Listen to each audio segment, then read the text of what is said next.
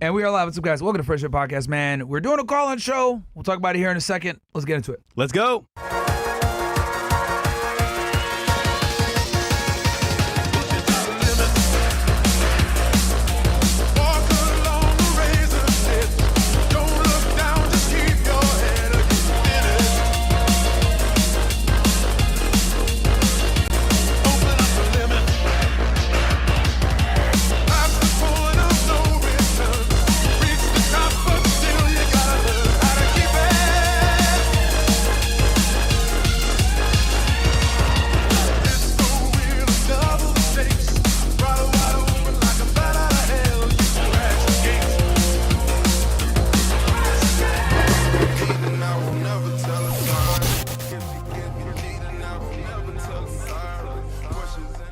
And we're back. And we are back. What's up, guys? Welcome to Fresh Air Podcast, man. Regular edition. It's Friday, call-in show. Yep. So we had a guest for today, Ms. Colby Covington, but apparently no response of today. So this is what happened, and it happens sometimes. Guests come, they confirm, and then they don't show up. So it is what it is. As part of the podcast game, it happens to everybody. So it's what it is. But in other news, you guys have seen X going crazy. I think you've seen a lot going on with some people online, some content creators. So we'll talk about it as well on the show, and more on the way. What's up with you, bro? So I did my show earlier. We covered the war that's impeding. That's pretty much going to more than likely come our way thanks to Donald Trump escalating things with Iran. So we'll see what happens there. And I went over the history. I went over the Somalian assassination, the history of Israel and Iran, the proxies of the acts of resistance and how we've pretty much got here. I went through the history and kind of where we're at now, where it needs to be a nuclear deal or else we are going to more than likely start bombing Iran. So we'll see what happens, man. Obviously war is not a good idea. And I hope that we can figure something out. But Iran doesn't trust us because the last nuclear deal we had, Trump ripped it up, and I kind of went over all that stuff, what the nuclear deal was, what the agreement was, and when Trump ripped it up, and then what the deal would be now. So I went over all that stuff on the debrief. It's up right now. And did you see Andrew Schulz? I sent you the video. Yeah, I cooked this dumbass yesterday. Yeah. Isn't it crazy that what's his name? Ryan Dawson went right about the actual JFK files? Yes. And then all of a sudden it's like, oh yeah, well, whatever, bro. We knew this was true. Nah, nigga. Y'all didn't know it was true. Myron confirmed it. The conspiracy theories, theorists are right. Like we said before, a big reason they didn't want to declassify this shit was why? Because of Israeli intelligence being involved. James Angleton basically was working with the Israeli government, and he helped them procure their nuclear program, which is the same exact program that JFK tried to stop. And they called us a bunch of anti-Semitic conspiracy theories, but now you guys see it yourselves. It's absolutely true. And bro, it is what it is. And I think if more Americans understood, how Israel's not our greatest ally, we would, we wouldn't be giving them all the aid that we do. But they have a vested interest in keeping you stupid, keeping you oblivious to this stuff. And, they try to sit there and say it's anti-Semitism, but it's the truth. It's historical fact. And the declassified documents show that. So I can't wait till you guys see the 9/11 files. You guys are going to see that we're right about that one too. But Mo, what about you? Give us an update. Oh shit, this nigga dying. I don't know what's going on. What's so funny? Castle Club. Oh, Castle Club? Oh. They said for some. Okay, let me see what he's laughing at. Can we show them on screen? Or is it bad? We actually will. So guys, in our Castle Club, niggas put the picture of it was part of the super chats. Okay, yeah. Well, guys, as you guys know, on Castle Club they can put memes up in pictures. Yeah. So that's kind of what you see here with we can pull up the pictures. You'll see what Mo's laughing at. But did you see how Schulz was like shaking when he super chatted in? It was like, oh shit. He's been talking about Myron. Yeah. Shout out to PBD for reading out my chat. Yeah. Because I basically said Schulz is an idiot and he doesn't know what he's talking about, and this is why they wanted JFK gone. Because, bro, he didn't know what the hell he was talking about the whole time. Like, the thing with Andrew Schulz, man, I went over this yesterday, but the guy's a fucking fraud, right? He does and says whatever he needs to do to move up in the entertainment world. So if it needs to seem, based in one regard, he'll do it. But then if he wants to go ahead and suck, Israeli cock on another side, he'll do that as well. When he did the All In podcast, I watched that shit too. So the guy is a slimy, slippery scumbag that will do and say anything to get himself, certain accesses. And honestly, he wouldn't be anywhere without Joe Rogan or Charlamagne because he's not funny. I've never, not once, I've never once heard somebody say, "Oh yeah, Andrew Schulz is my favorite comedian." No, bro. Like I've heard people say Dave Chappelle, Richard Pryor, Dane Cook, but I've never heard not one person say Andrew Schulz is my favorite comedian. Get the fuck out of here, man. Him and Akash are not funny. They're not flagrant. They're not flagrant at all. If anything, them niggas are woke. And it's funny because they're flamboyant. Kendrick made fun of him for talking shit about black people. The same exact thing he tried to grill us on. Culture vultures. Interesting. So guys are hypocrites, man. It's all good though. But yeah, fuck flagrant, fuck Akash, fuck Andrew Schulz. Made him look like an idiot yesterday. Everyone in the chat was roasting him. And literally they had like 50K watching on the PBD podcast. And when I was in there just dropping truth bombs, people were saying L Schultz, O/OSS. I was like, oh goddamn. Yeah. More you niggas watch than I thought. And 325. That's 325. It's total 175 pounds. Shout outs to the nightly walks. What were you last time? 72. I mean, 372. 172. No, you're 325 now. Yes, but what were you at last time? I was 327. Okay, and you're 325 now. Yes. Okay, so you lost 2 pounds.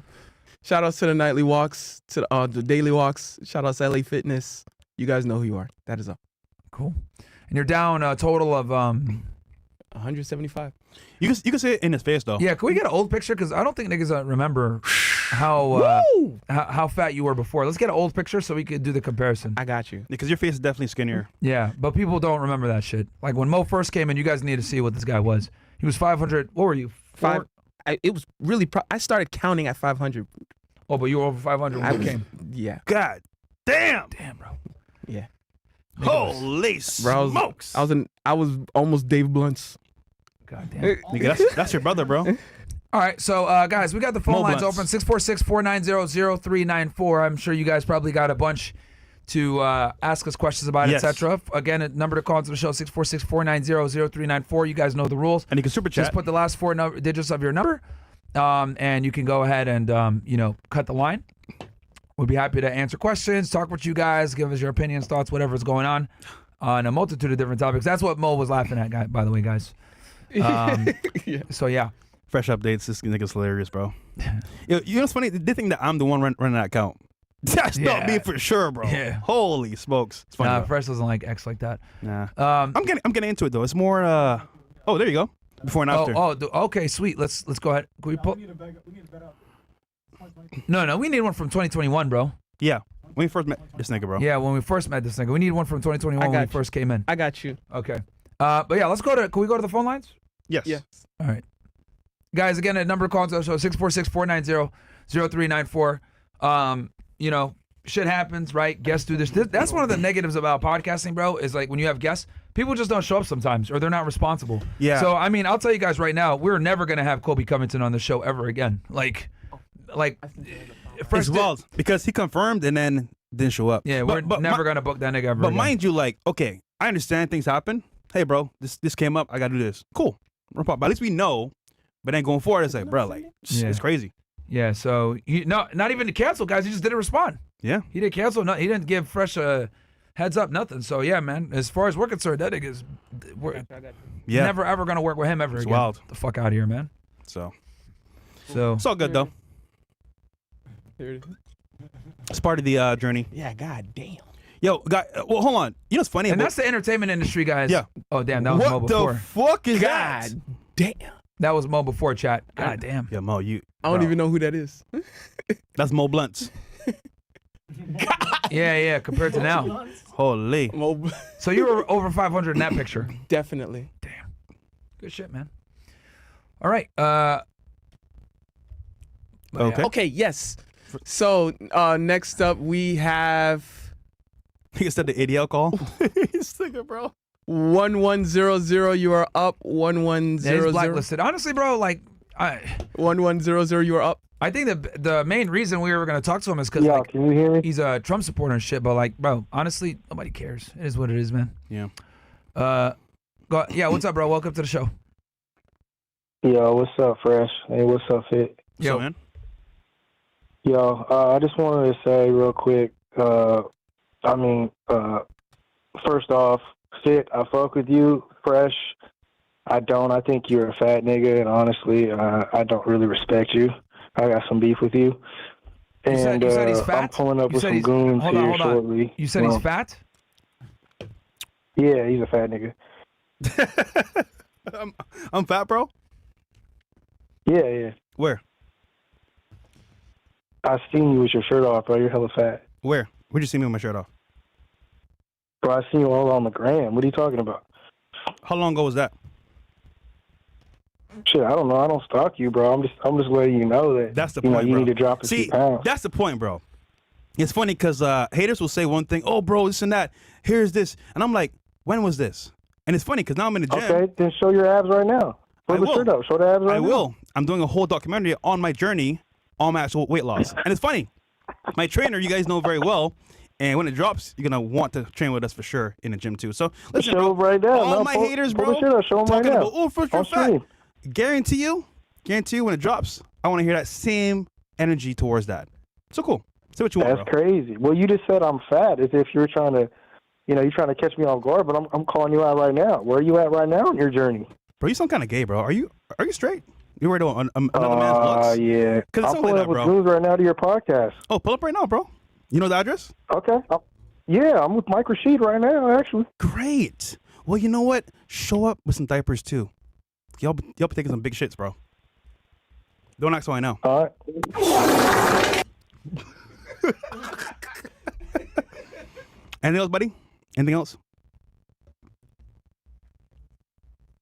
Is he gone? That was it? You gotta try hard. Yo, bro, try harder than that, man. That was weak and whack. What was that, bro? Nigga so mad gay too, by the way. What's the next one? All right, we have.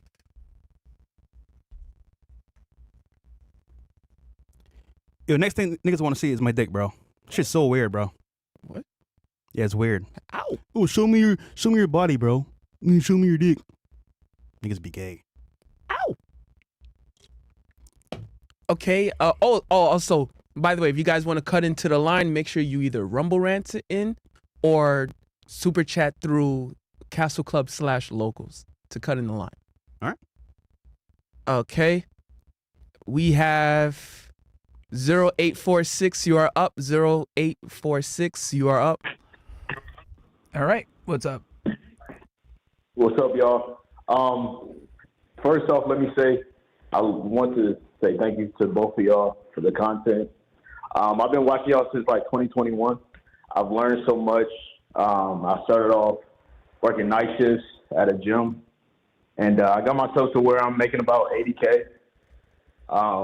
Looking at about 120 here in about a few months with the promotion. So I want to say thank you. It's been a good journey. But quick question. When I do get to the point where I make more money, I'm going to probably make around 120 here in a few months after this promotion. It's very promising. I almost know I'm going to get it. I have one more interview left to go.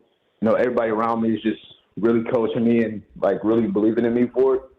I have aspirations to be an entrepreneur. I'm actually working on content right now for fitness. I'm in good shape. So thinking about doing like a fitness brand, but I don't know if I should just stay where I'm at and focus on, because I'm in finance, and focus on that craft and like really hone it in. Even though it's not the entrepreneur life that I want, I know with the right money, I can eventually invest, maybe in real estate, something like that, and take it to the next level. I don't know if it'd be more valuable for me to do that or, just kind of go with the fitness side of things and really build that up and slowly transition. So just wanted to get y'all's opinion on that. Don't count your chickens before they hatch. Secure the job. Make your $120,000 a year or whatever it may be.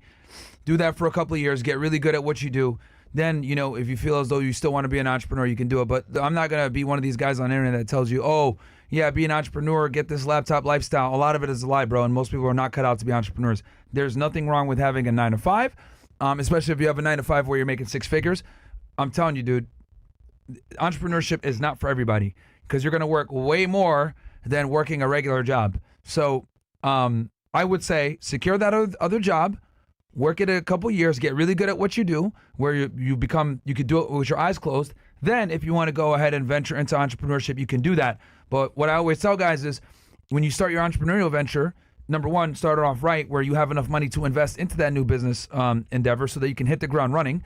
And then on top of that, don't ever leave your main job until you're making 1.5 to 2 times as much with your entrepreneurial venture than you are your real job. But, don't count your chickens before they hatch, bro. Secure this other job, make your 120K per year. Then once you've refined that and become really good, then we could talk about entrepreneurship. But right now you're trying to put the cart before the horse. Focus right now on getting that promotion, breaking that 6 figures, seeing how much you can max out on that before you go the entrepreneur route. And I know this might not be what you want to hear, but bro, the problem, COVID, what COVID basically did, right, was allowed people to make money on the internet, right, at a scale that we've never seen before. It was a huge wealth transfer. But what people don't realize now is that we're back to what it was like before COVID to a degree. But there's still some remnants there where people think like, oh yeah, I can still make a bunch of money on the internet and do whatever. You can. I'm not saying you can't. But they try to sell you this laptop lifestyle. A lot of these like YouTubers and entrepreneurs, everything. And I'm going to be one of the few that tells you like, no, man, like having a regular job is completely cool. And entrepreneurship isn't set out for everybody because I don't have a course to sell you like a lot of these gurus. Yeah. So, don't count the chickens before they hatch. Take this job, make your 120K per year, max that out as much as you can through going up in the company, working more hours, overtime, whatever it is. Then if you want to start a side hustle that's an entrepreneurial venture, make sure you have enough to be able to do it. Have the capability of doing 2 things at once. You want to be really good at your job so that you can do this entrepreneurial venture, and then go from there, bro. But focus on the job you have now, being really good at that first. All right. All right, I appreciate that. Can I ask one more question? All right, just make it fast. Hello? Yeah. So when it comes to dating, right, I am attractive. I definitely, get attention from women, but it's hard for me to find like connections that actually last. You know what I'm saying? It always kind of fizzles out and just like goes back to square one, and I'm back hunting and shit like that. I want something stable. I don't really like the whole hooking up culture and all that bullshit. So my question is, how do I know when it's time, and why? I'm 25, and my thought process is it's just my age and my stage of life that makes this happen. Is that correct? Well, how do I find look, man. Look, you're 25, bro. Like, I wouldn't really be trying to look for a girl to take serious at this point, bro. Yeah, also, you don't want to force it, bro. So imagine, I get your mindset. You don't want to obviously like fuck with a bunch of girls, understandable. But the problem is, what's out there now, bro, is not even good quality. So you're going to force a situation with a girl and say, oh, you know what? All right, she's somewhat submissive and follows my lead. I'll take her. But in reality speaking, bro, you need to wait for the best option for yourself in future. And of course, you're young, bro. Like, wait a little longer. Like, I mean, you got time. Yeah, man. Like, there's no rush. You need to, bro, get your finances in order first. Get your 6 figures a year. Yeah. Get really good at what you do. Then you could talk about taking women seriously. But right now, bro, like, nah, man. And then on top of that, all the girls in your age group are going to be thoughts anyway most of the time. So, like, if you want to, see a girl consistently, put her through the vetting process. But, bro, you shouldn't even be thinking about even doing that until you got a girl that you've had for like 6 months to a year. But at 25 years old, man, I think I don't think women should be a focus for you right now. I'll tell you this, bro. You getting a girlfriend now with the wrong person, bro, will fuck up your whole future, bro. Yeah. Dead ass, dude. So stay single and keep making money. Go ahead. Stay single and keep making money. That's the best. Hey, I appreciate y'all, man. Like, love, for real. I keep up with Myron. I keep up with Fresh. Both of y'all, man, and just keep on doing what y'all doing. Much respect, and I just want to say thank you. No problem, man. Good stuff, bro. And I'm glad that you've leveled up quite a bit, man. So get that next gig and 100,000 plus a year, and you'll be good. All right, who's up next? On the way. Next up, we have.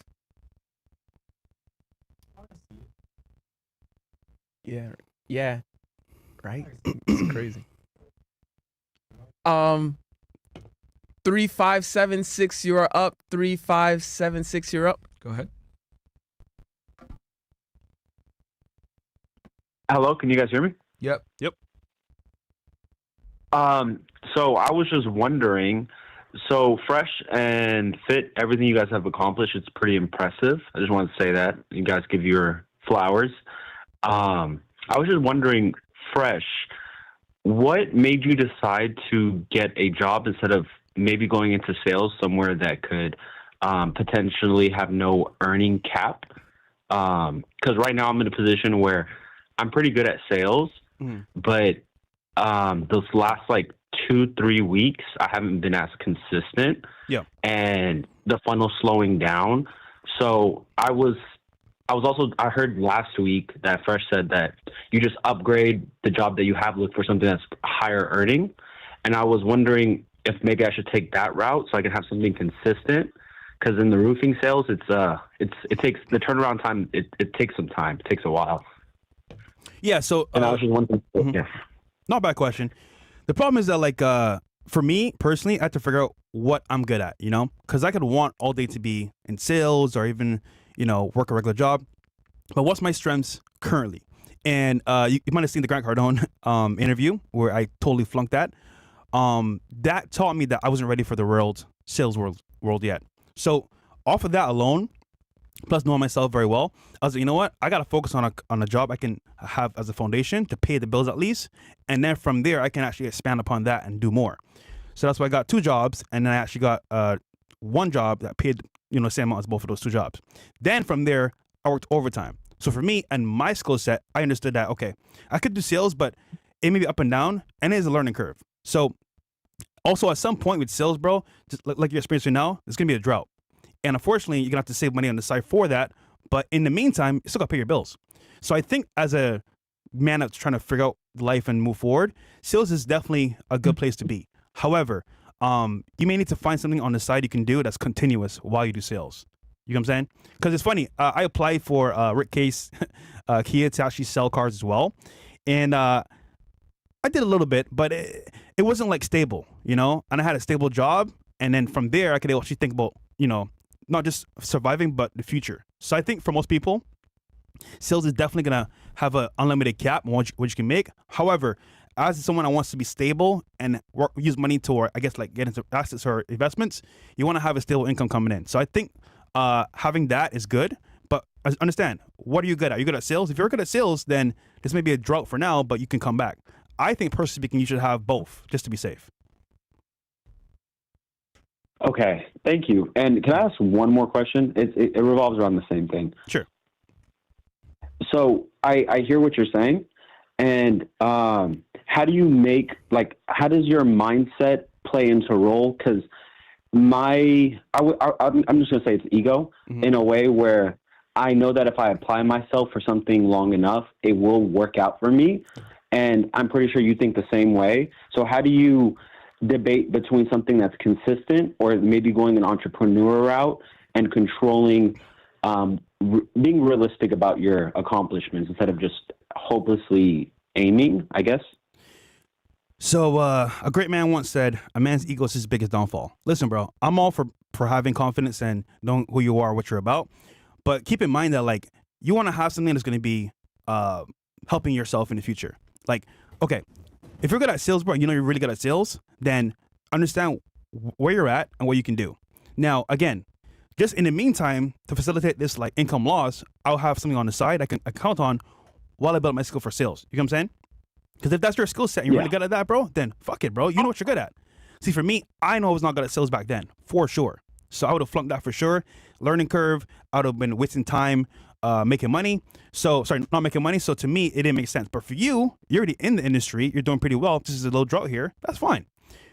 But then again, like I said before, I think just to be safe, especially with this economy, because guys, job security is a thing of the past. With AI coming and these different advances of companies, whether depending on robots and, you know, online help, most people's jobs will be obsolete pretty soon. If not 30% of America, a large amount will be obsolete. So I would say just to be safe, bro, entrepreneurship is an option, but it's not for everybody. If you think you can handle that and you have a mentor in that space that can help you move forward, then great. By all means, give it a shot. But if not, have a stable income somewhere that you could depend on, and then do sales on the side just to make sure it works out. Okay. So yeah, just it's better to not put yourself in that situation. And yeah, okay. Now I hear you. Thank you so much. I used to do Uber and the sales job and AT&T back in the day. You know what I'm saying? So I would do 3 things just to make sure, hey, if one thing failed, I had a backup right here. You know what I'm saying? So Uber does help as well too. Yeah. Just saying. Okay, no, yeah, thank you guys. And keep doing what you guys are doing. This is actually amazing how I can even connect with you guys from the position that I'm in and the position that you guys are in. Keep doing what you guys are doing. Thank you guys. Good shit, bro. You got this, man. Yeah, join Castle Club, bro. That too as well. We do. That's where we do our Zoom calls, and you get way more stuff like this. So. No, I definitely will. Hey, don't cap, nigga. Yeah, we want to see you in there, man. I'm not like this call right here just confirmed it for me. Like I needed some advice. I don't have anybody around me. You guys helped me out. You need to get in there. You guys have been all right, and you guys have been pouring value for a long time. So I mean, it's about time that I actually joined Castle Club. All right, appreciate it, bro. Cool, man. See you in there. All right. All right, who's up next? I think this person says he's a hater. Sure. Let's do it. 1859, you are up. 1859, you are up. Go ahead.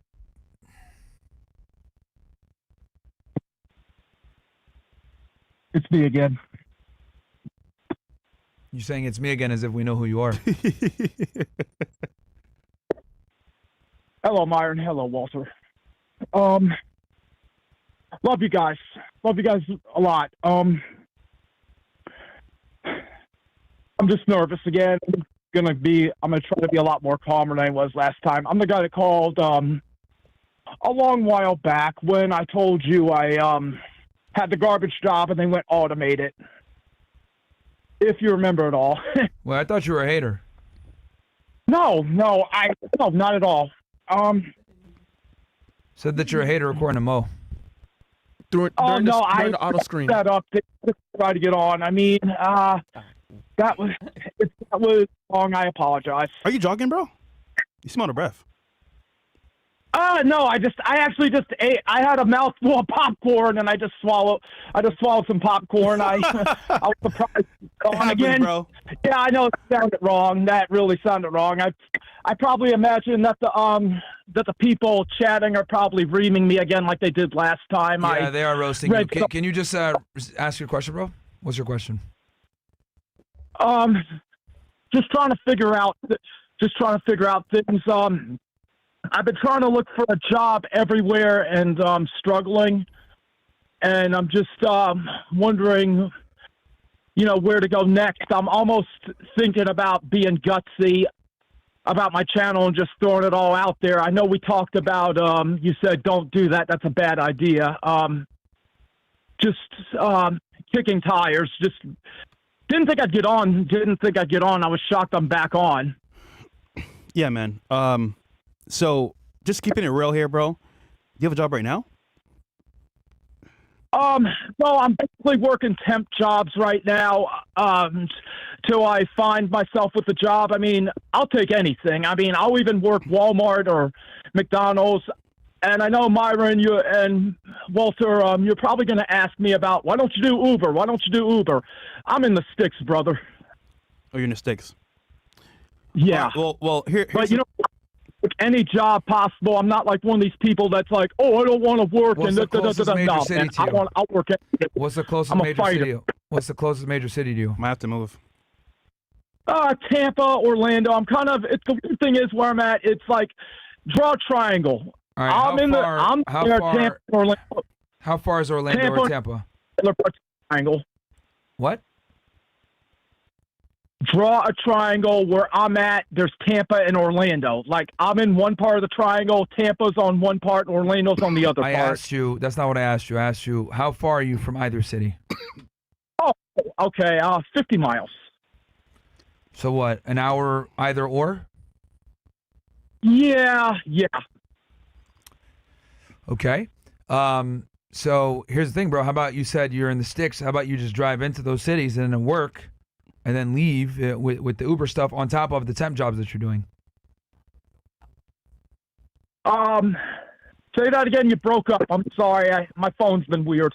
Why not just drive in every day, do Uber in these major cities? You'll get plenty of rides, and then drive back, or you move for more opportunity. The other reason too why you have less opportunities is because you live out in the middle of nowhere. Yeah, I mean, how much would I get in Orlando driving Uber? I don't know, but you'll probably get way more rides if you work the whole day than you would if you were in the sticks. See, that would be awesome. I mean, I could just drive and meet people and everything. I mean, I'd love to do that. Then do that. That was my idea. Temp jobs, meeting different people, because I'll be honest with you. I think part of the reason just do it, man. There's nothing to talk about. Just go do it then. Like, you've thought about it. I'm telling you, that's probably going to be a good move.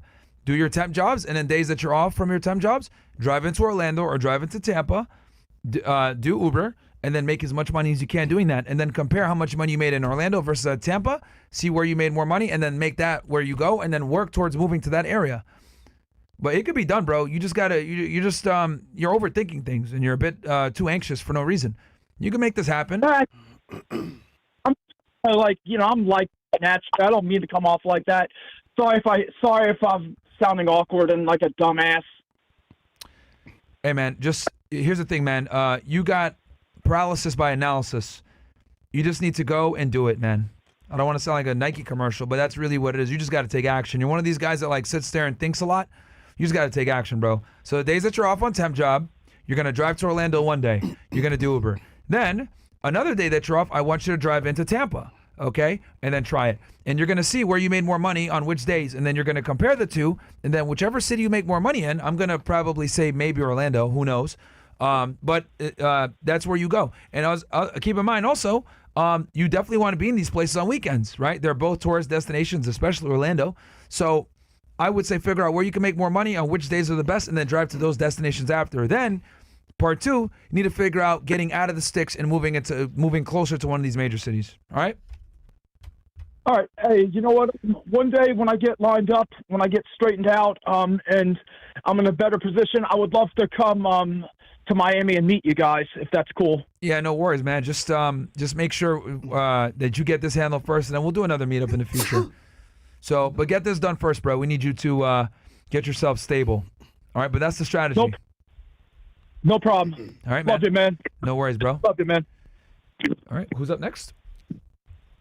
We have... I just saw you. Yeah, any haters want to call in, feel free to call in. There's your chance to get in and tell us what you think about us or how much you hate us. There's a lot of you guys out there. Think about this. Okay. We have 6131. You are up. 6131, you're up.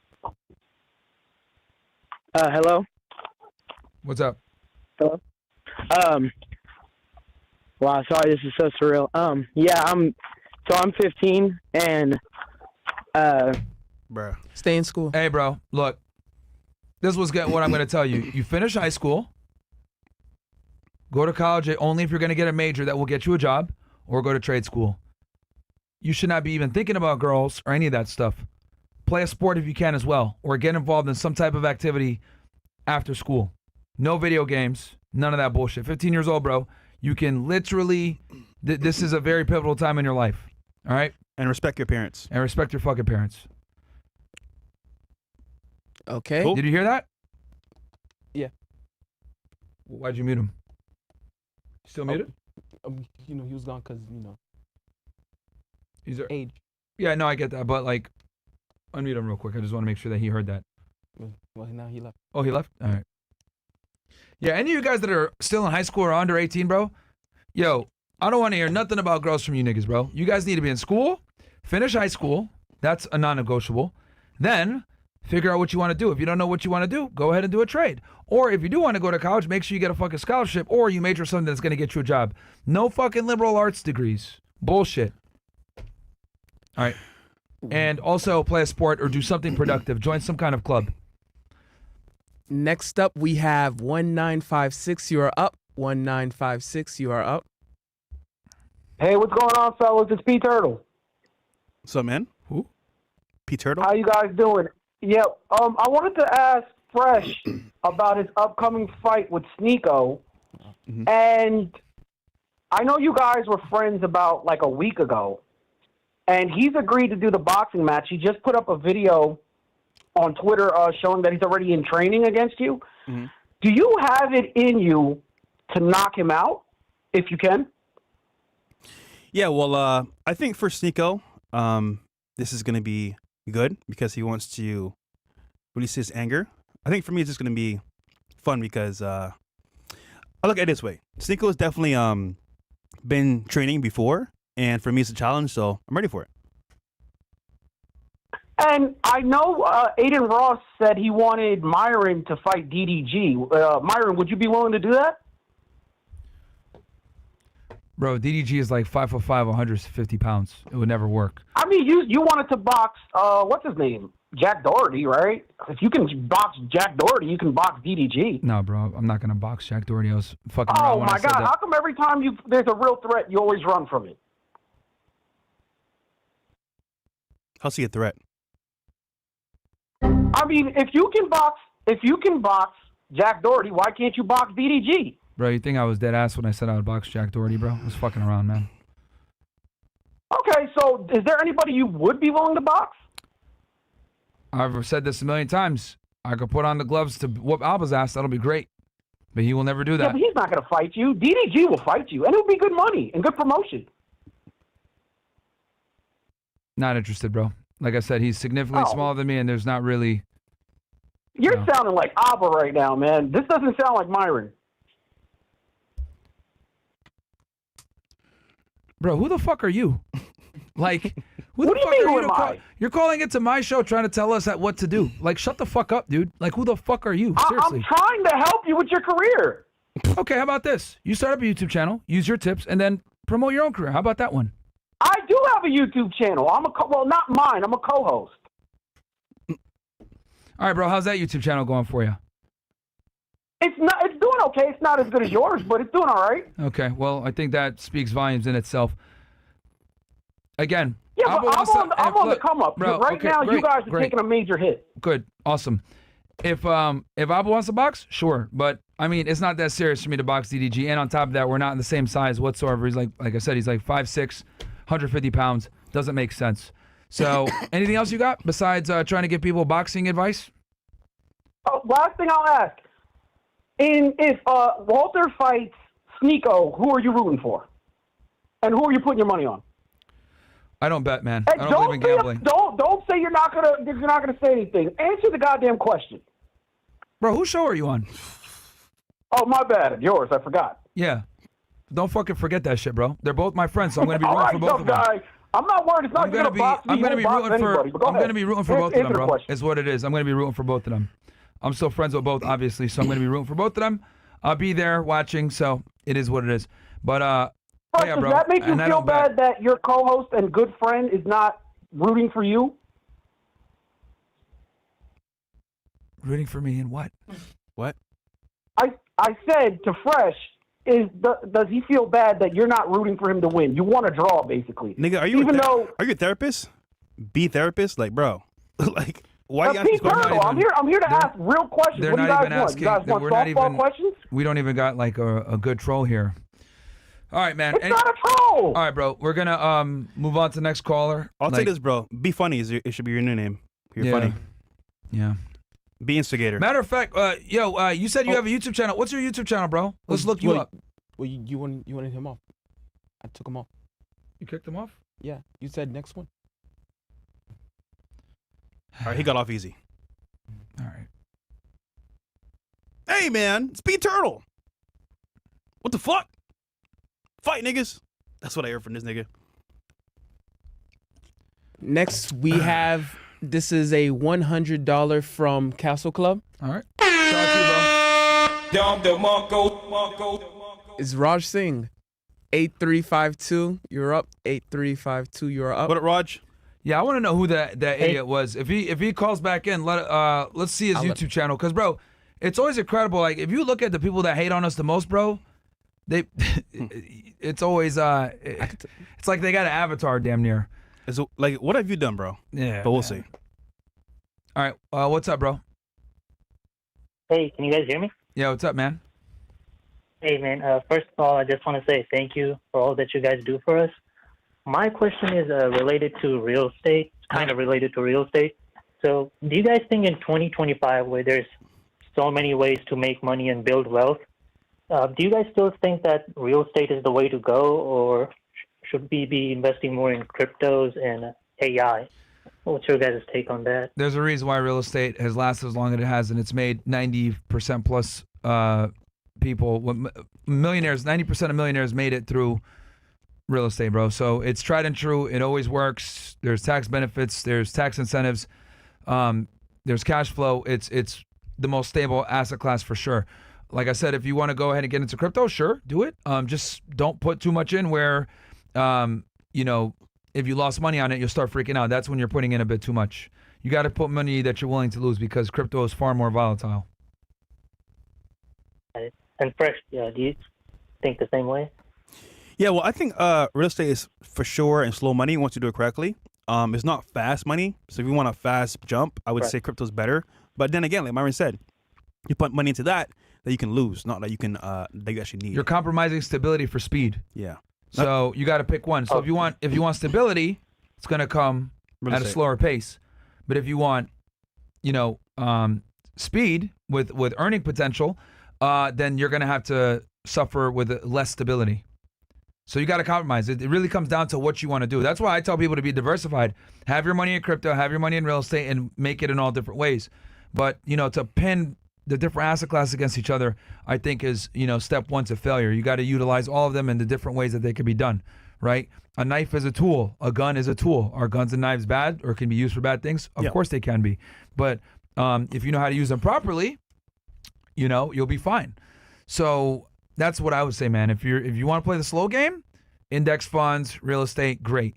If you want fast money, cryptocurrency is good. But understand that with that speed, you can lose a lot of money as well. High risk means high reward.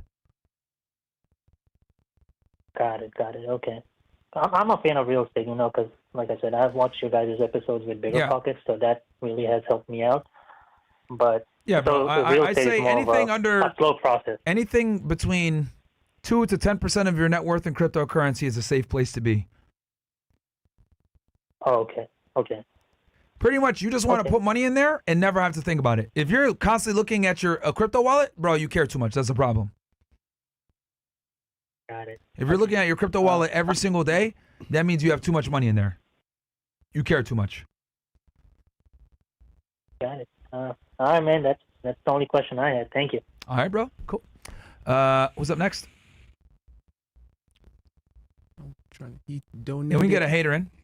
Okay, we can. That guy didn't do too well. I did see a hater, and also because that was. Haters, call into the show 646-490-0394. I know a lot of you guys hate me, hate Fresh. So let's see what you guys got to say. Because that was 1956. You could come back if you want. If you come back in the phone line, I'll put you back on. All right, who's next? Yeah, the YouTube nigga. We want to see your podcast, bro. So 1956. Be turtle. 1956. I'll be waiting on you. Next up, 2136. He says he's a hater. All right. Or she. 2136. Go ahead. Hello.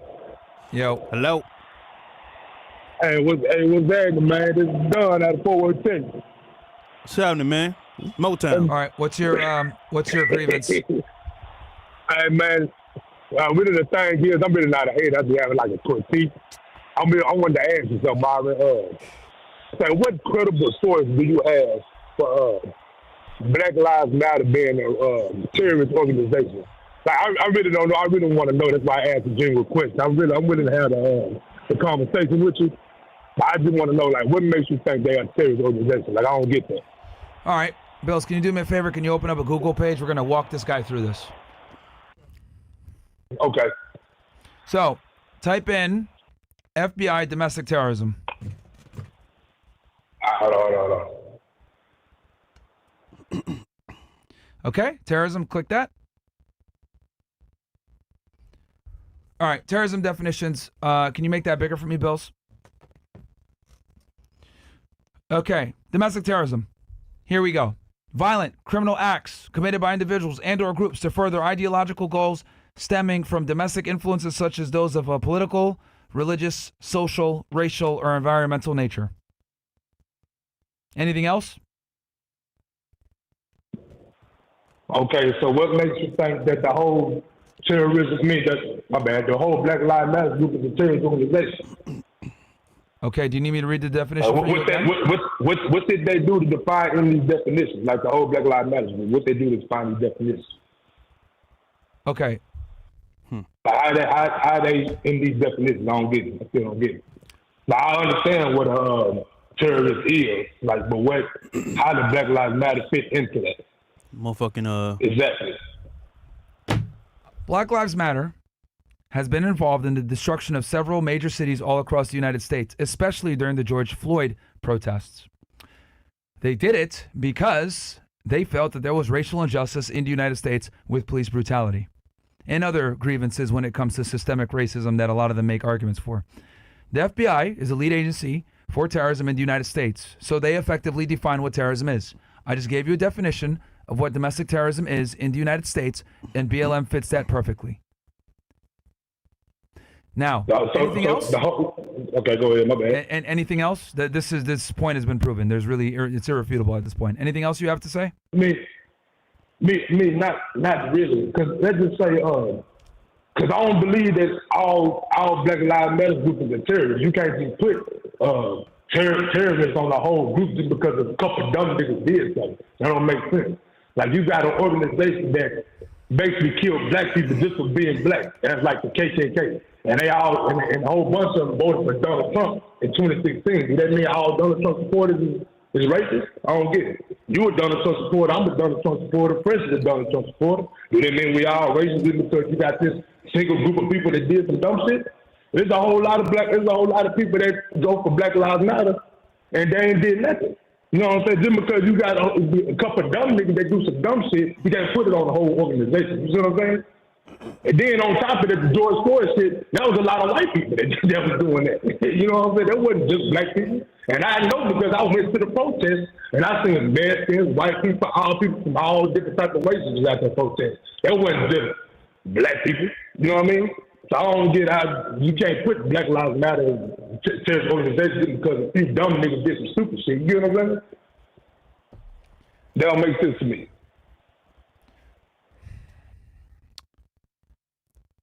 Just because there's white people that are in Black Lives Matter does not refute the point that Black Lives Matter conducts activity that falls under the definition of domestic terrorism. Now, does every Black Lives Matter chapter operate as a terrorist organization? I'm sure no, not all of them, but some do.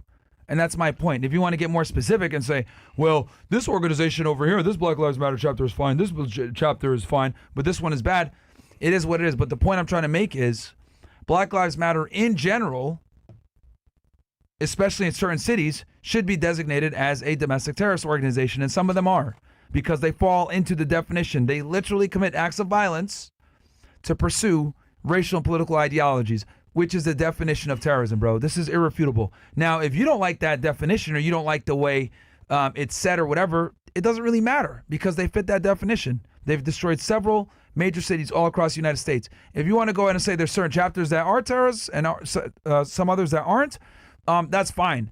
But, you know, to sit there and say that Black Lives Matter isn't a domestic terrorist organization is ridiculous, bro, because we have to prove that they are. Okay.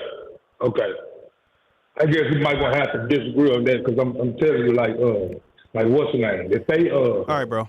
If you got, I'm sorry. What's up? No, I'm saying he showed you the definition, bro. You don't want to believe it? All right, listen. If you got a couple, like I said in the first time, just because a couple niggas run tear up like a store and breaking stores and shit like that, just say, hey, we in the names of Black Lives Matter, means the people that from Black Lives Matter don't really stand for that. Just because a couple dumb niggas did some dumb shit and do it, and say it's the name of Black Lives Matter, I mean, like, you can't label the whole Black Lives Matter as a terrorist organization. This is pointless. You know what I'm saying? That don't make sense. I can use the same, what you saying, I can use the same logic as Donald Trump supporters. It's the same shit. But it's fine though. I want to ask you something else. I had another thing I want to ask you, but I don't understand. But I'm really asking because I just don't understand. But I really support a lot of shit I was saying about the females and shit like that, and about man improvement. I'm really a support action. But But I got a problem with when y'all be having some hoes up there, right? Y'all tell them like, y'all tell them y'all don't like some dating black man, right? All right, bro. Like y'all say they, because I don't want to mix what y'all say, but y'all say they shouldn't date black men, right? Bro, we're black, bro. Bro, we're black. You said what? We are black. Yo, listen. There's a gang. Exactly. That's what I'm saying. Exactly. Y'all. That's my point. So when y'all telling that they shouldn't date black men, but y'all black, you know what I'm saying? Y'all be dating them. So it's like I don't get it. Why y'all keep telling them don't date black men, but y'all don't even date black men? You know what I'm saying? The point is, y'all date Mexican white girls, but y'all telling them Mexican white girls not to date y'all. That don't make sense. Y'all niggas just like me. You know what I'm saying? I don't get that. Are you done, bro? What is he asking? What is he saying, bro? Listen, bro. We need subtitles for this shit. I don't bro. even know what you're saying, bro, or what you're asking. We already went over the Black Lives Matter thing. Listen. No, hold on. You have... Yo. Okay, stop, go ahead. Stop. We already went over the Black Lives Matter thing. I said that they fit the definition of domestic terrorism. Now, if you want to go ahead and make the argument that some chapters are and some chapters aren't, that's fine. Whatever. Who cares? Now you're coming in on this random topic of white women. I don't even know what you're asking, dude. Okay. I said, okay, my bad. All right. I said we can disagree to disagree on the Black Lives Matter being terrorists. I don't think they're terrorists. It seems like you still trying to put a couple niggas. They put it on the whole group. You know what I mean? And I'm saying we can use that same logic as Donald Trump supporters. So we can agree to disagree with that. You know what I'm saying? I ain't tripping. But I'm asking, I had a question, when y'all have white girls up there, white girls, Mexican, women from all different type of races. Y'all tell them that it's good for them not to date black men, correct? Listen, bro, I'm confused, bro. I think at this point, man, we do a show with some girls. We joke around a lot. Yeah, bro, it's a joke, man. You be reading into shit all the time, bro. Yeah. When we say that shit, we're trolling, making jokes, bro. All right, man. Thank you for calling. All right. I can disagree to disagree. That was hilarious, by the way. Yo, niggas are retarded, bro. What the fuck, man? Sometimes I'm baffled at how stupid people are. Oh, it gets worse than that. Someone in the chat said this call made me racist again. Bro. Well, it's about to get a little worse now. Bro. Because this person said they are FBA. Oh, God, bro. You donated? Niggas got no jobs, bro. Apparently. That's what the screen says. This one says that possible FBA. So 5800, you are up. 5800, you're up. Hey, how you doing? My name is Kirshnick. I'm not FBA, but I just called in to say, Myron, I like how you kick the FBA's ass, how you kick FBA people's asses online. I love it. They need to have their asses kicked, and I just think that too many of them are just leeching off the country, and people like Tariq Nasheed, they're full of shit, they're grifters, and they need to be called out. So I love how you call them out. That's it. Thanks for calling into the show, man. I appreciate that. Words of support. Who's up next? Sir. Okay. Thank God. You know, it's funny, that guy got all mad saying, "Oh, why do you tell the white girls to not date black guys?" Like, the niggas like retarded, bro. He don't understand it. Clearly we be trolling, bro. He don't understand jokes. Shit. But so sensitive. America's probably doomed, bro. At this point. All right, who's up next? You got 9829, you're up. 9829, you're up. Guys, let's get the likes up, man. Let's get to 3,000 likes, ninjas. All right, what's up? Yo, y'all can hear me? Yeah, we can. Yo, y'all can hear me? Yes, we can hear you. Yeah, Myron, this is Ultimate, bro. How y'all doing here? The Somalian pirate. All right, what do you got to say? Bro, stop calling me Somalian, but I'm not Somalian, bro. I'm Ethiopian. So yes, I just want to say, like last time. Last time that I called, like niggas are the same, bro. I want to say like thanks first, man, for what you did. he told me to not buy the BMW like 2012. Like that was the big mistake if I was done that. So I'm gonna buy like a cheap car, like a hybrid or something like that. Like, All right, that's bro. what What's I'm your trying to question, buy man? right now. What's your question, bro? You got it, man. You got Yo, it. my question is my question is Myron, how can I like change down me, bro? I never talked to a woman. Like I never approached a woman in my life, so I don't know what to do. Like I would like to try to be a little bit social. Like I'm extremely introvert. How can I change that? You're poor. You don't deserve a female. Keep making more money. No, it's not about like having a female. Just like approach, trying to be a little bit social. It's not about females. Bro, you need to focus on making money. You are in a situation right now where you did some scam shit. You lost all your money. Now you have a job. You're starting to build yourself back up. You can't afford more distractions. Focus on working. You literally work, eat, and sleep. I don't even want you looking at females, bro. Bro, I never talked to a female. That's kind of weird, though. Bro, dealing with women is a privilege that you haven't earned yet. You're a loser. You need to fix that first.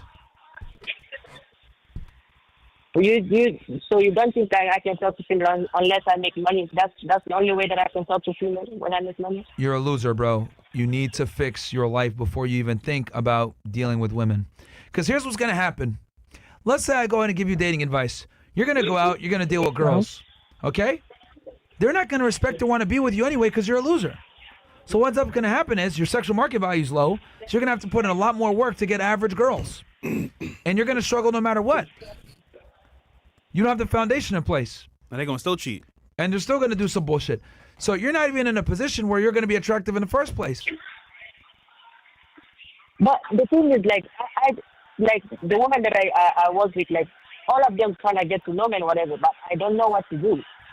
So I should not, like, even have conversation with them and trying to get to know them because they all want to get to know me. So how can I do it? All right, bro. Just keeping it real, man. I think you should focus on, like you said, work.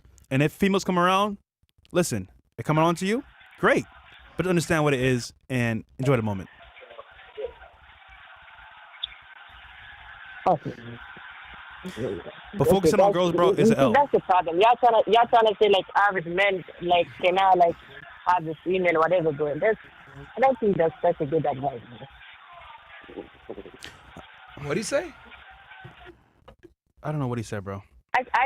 I'm really poor, but that doesn't mean that I cannot talk to females. Let's say and then I work and I have money, so I have no experience now to talk to females. No. We're saying there's no point to it because of where you're at. Yeah, so let's say I'm where I'm at now. How can I do it? So now I have no experience when I'm talking to females. Bro, you're not even at the foundation you need to be to engage in this conversation. You're below the foundation. That's the issue we're trying to tell you right now.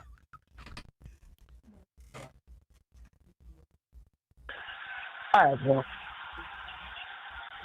Okay? I'm going to figure it out by myself. We wish you the best, bro. No, thank you, man. All right, man. Have a great day. You're going to need it. Bro, wow. I can't imagine someone calling Dave Ramsey and saying, well, I think it should be this way. Nigga, we just told you what to do, bro. Like, all right, man. All right, bro. He wants us to light him and say, oh, yeah, bro, just do X, Y, Z, bro. You'll be fine. Sure. All right, who's up next? This person who also donated, he says he's calling to hold Myron accountable. 9456, you're up. 9456, you're up. Yo, Myron. What do you got to say, man?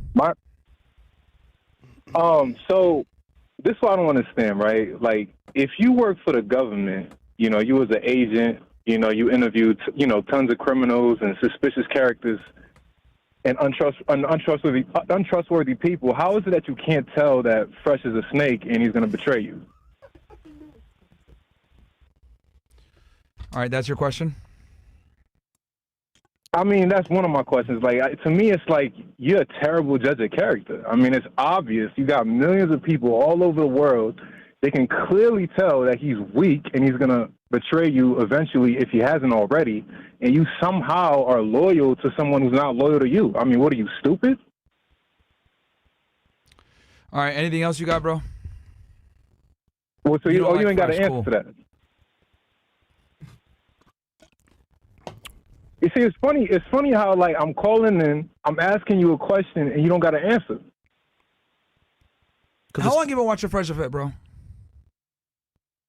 I've been watching for a little bit. No, how long?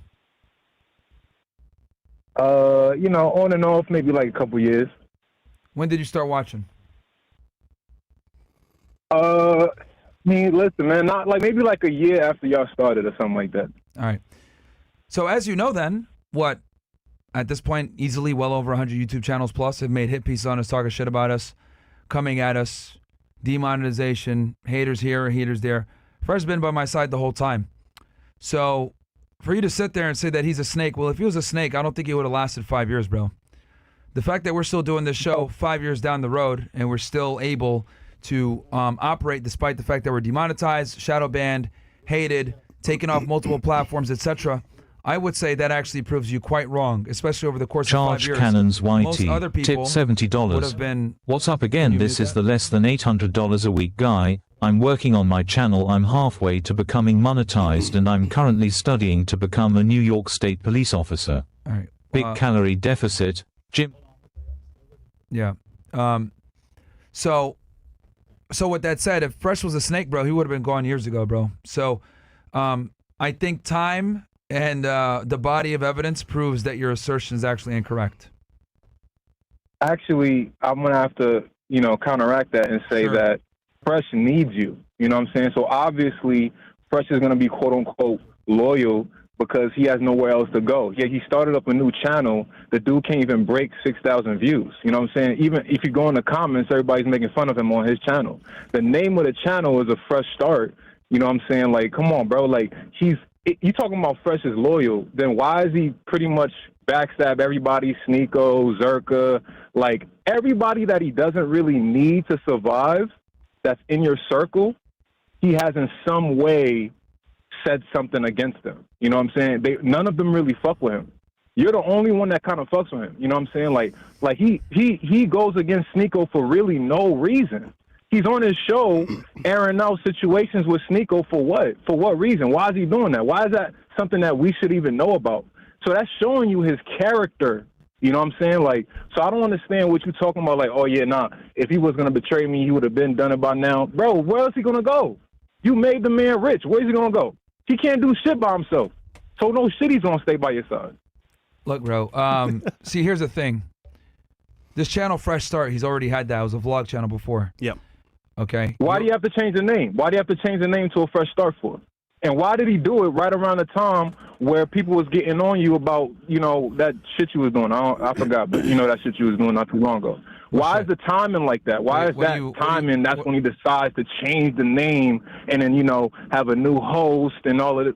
Like, bro, his show is trash, bro. Trash. Bro, like, the dude can't survive without you. So, of course, he's going to stay by your side. That don't mean he's loyal, though. You got to see the difference between that.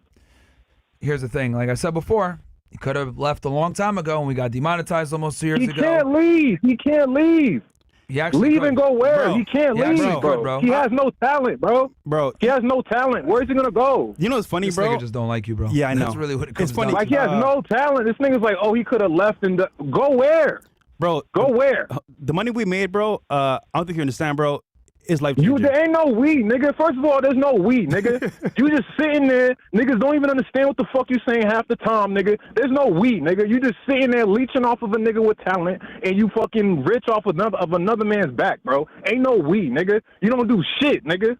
Ain't no fucking we, nigga. You're trash, nigga. Well, actually, you're trash. Hold on, bro. You bring Hold no on. talent. You're Hold not on. smart, Yo, yo, nigga. yo, yo, yo, You're yo, awkward. yo, yo, You're yo. annoying. Nobody likes you, bro. yo, like, there's no yo, we, bro. Shut yo, up, bro. yo. I don't even ask you no questions, bro. Don't talk to me, bro. Yo, let me be very explicit about this because, again, this is one of the things where you don't see what's going on behind the scenes. If it weren't for Fresh, you do realize Fresh If It would have been done back in August of 2023 when we got demonetized, right? Oh, no, you don't know that. So let me go ahead and explain for you.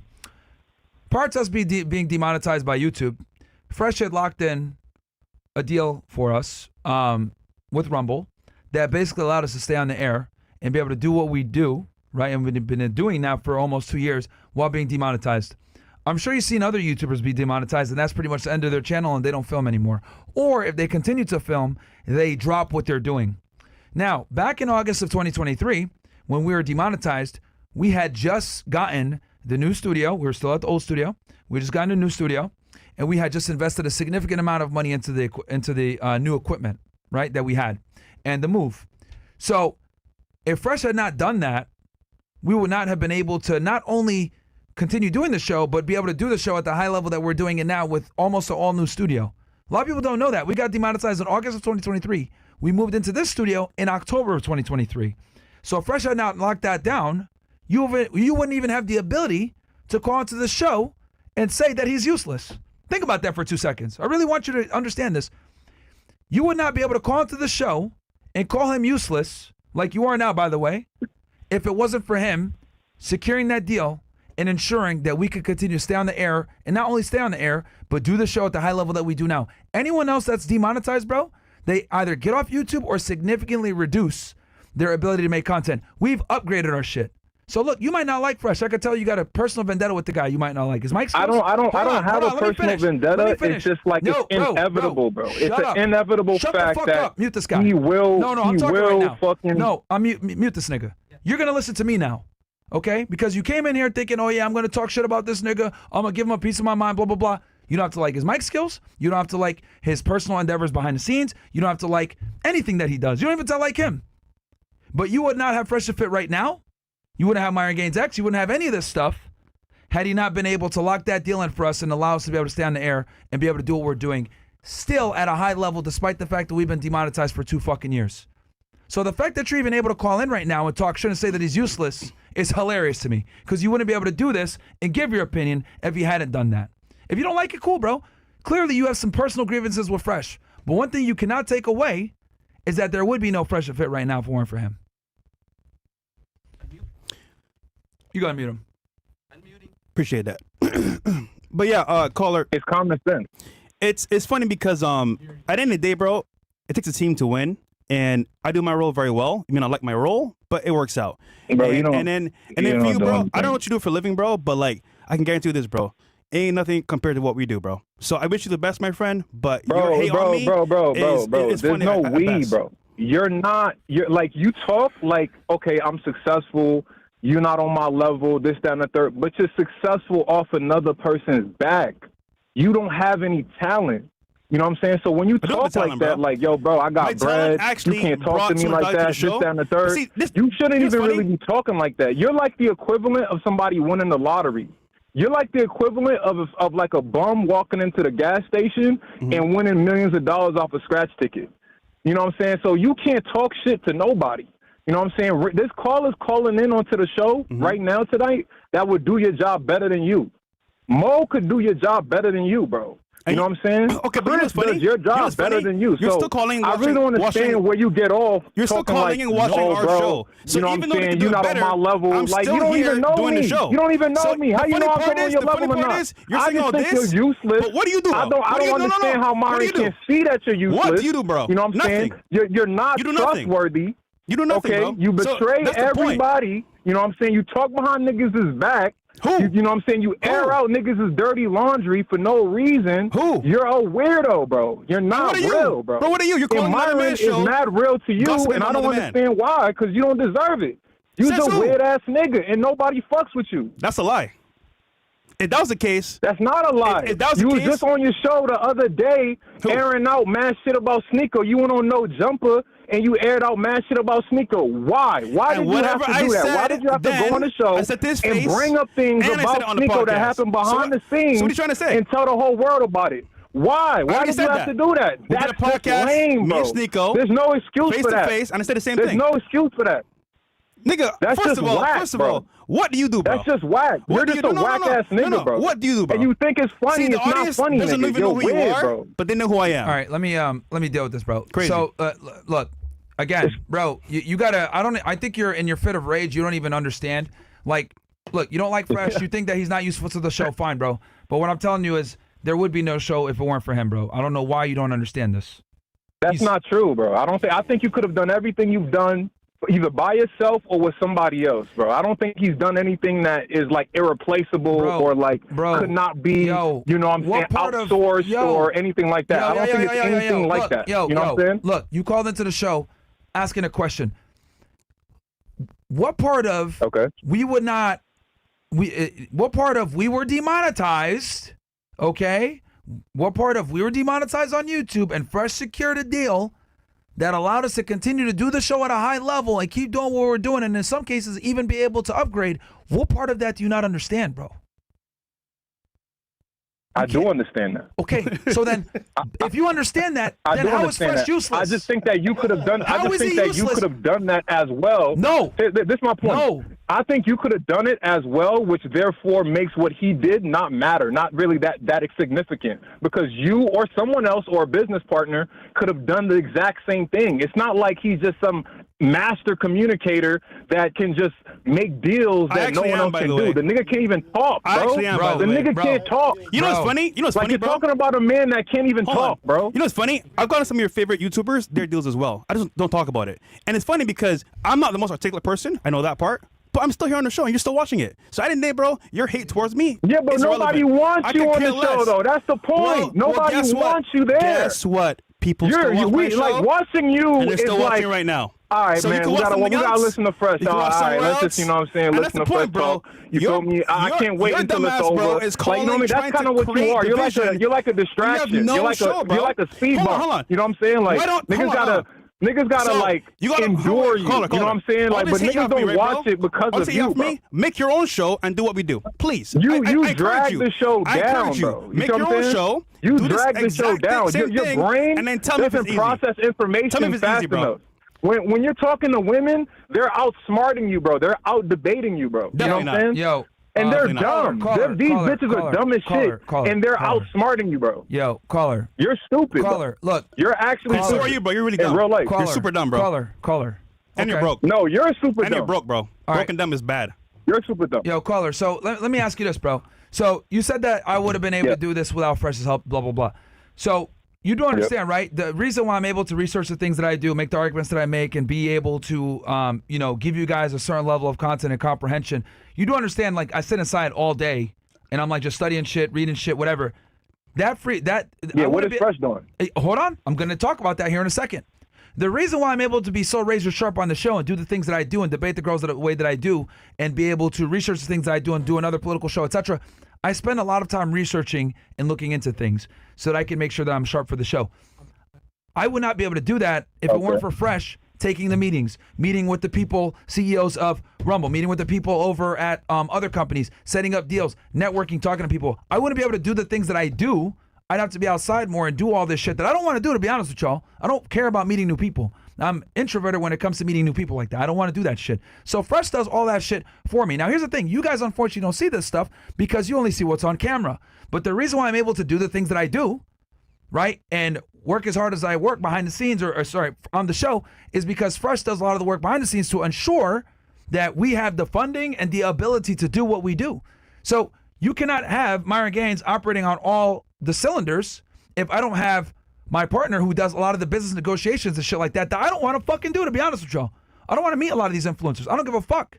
Like this Colby Covington guy, I don't give a fuck about him. You think I want to talk to that nigga? I don't, to be honest with y'all. I was going to go do Unusual Suspects today and just stay up there, do that shit, and let Fresh do the interview. So he does a lot of the shit that I don't want to do. He talks to a lot of the people that I don't want to talk to. Okay? He does that. Right? So, you would actually like Colby Covington because he's a conservative and he's kind of similar to you, nigga, bro. I don't give a fuck about that nigga. The point I'm trying to make is the issue here is that he's able to do the things that I don't want to do, okay?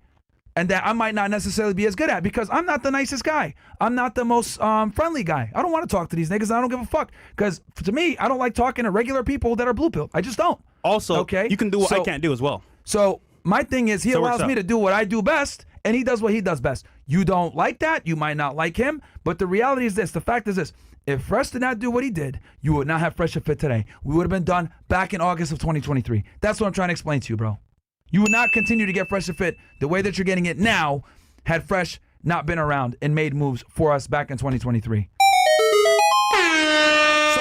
Yo, I get it. You got grievances with Fresh. You don't like the way he speaks. You don't like him. Cool, but it's irrefutable. I don't think he's loyal either. It's not just that I don't think he's talented. Hold on. I also think he's disloyal. That's your opinion, I also think he's like fake. That's your opinion, bro. That's your opinion, bro. So yeah.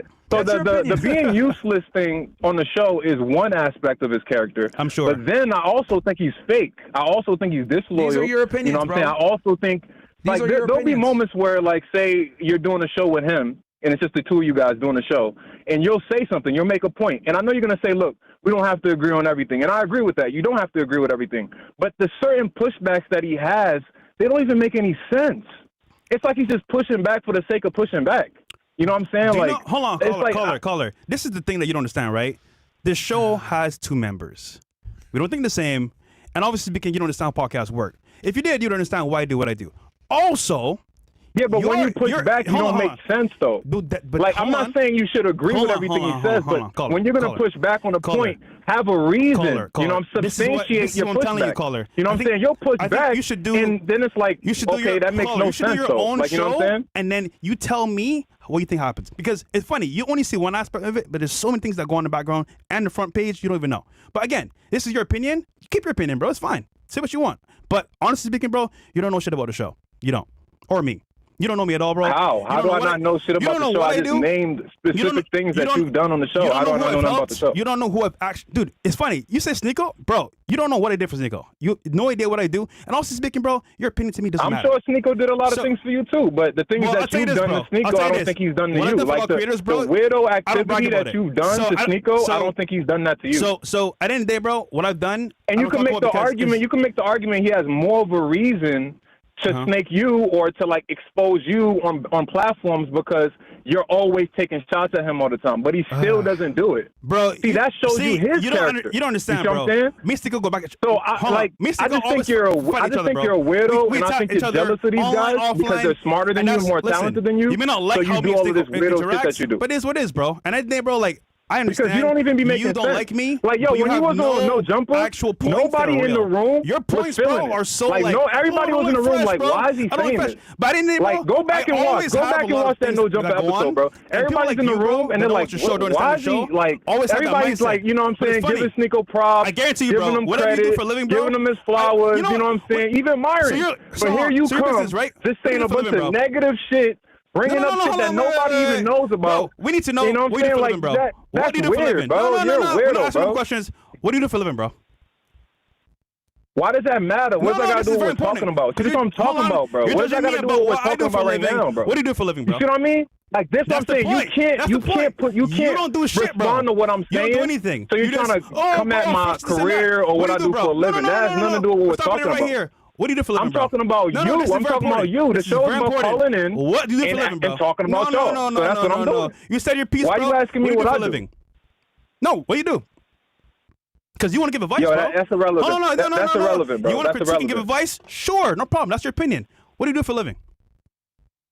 I said that's irrelevant. That's the point. You don't know shit. So your opinion, bro, is irrelevant. Thank you very much. Your opinion about me and podcasting and what I do is irrelevant. You have to admit that made no sense. The nigga asked me what I do for a living. I said it's irrelevant. And then he said, see, that's what I mean. You don't know shit. You know what I'm saying? What? Okay, look, man. What? Bro. That made no sense, bro. Okay, yo. The nigga's dumb, bro. Right. The nigga has a low IQ, bro. Like, hey, all right, yo. It's just very simple, dude. Look, you're not in business with Fresh, so you don't have to, like, you don't trust him or you think he's a snake. That's fine. But he's gonna betray you, bro. Sure.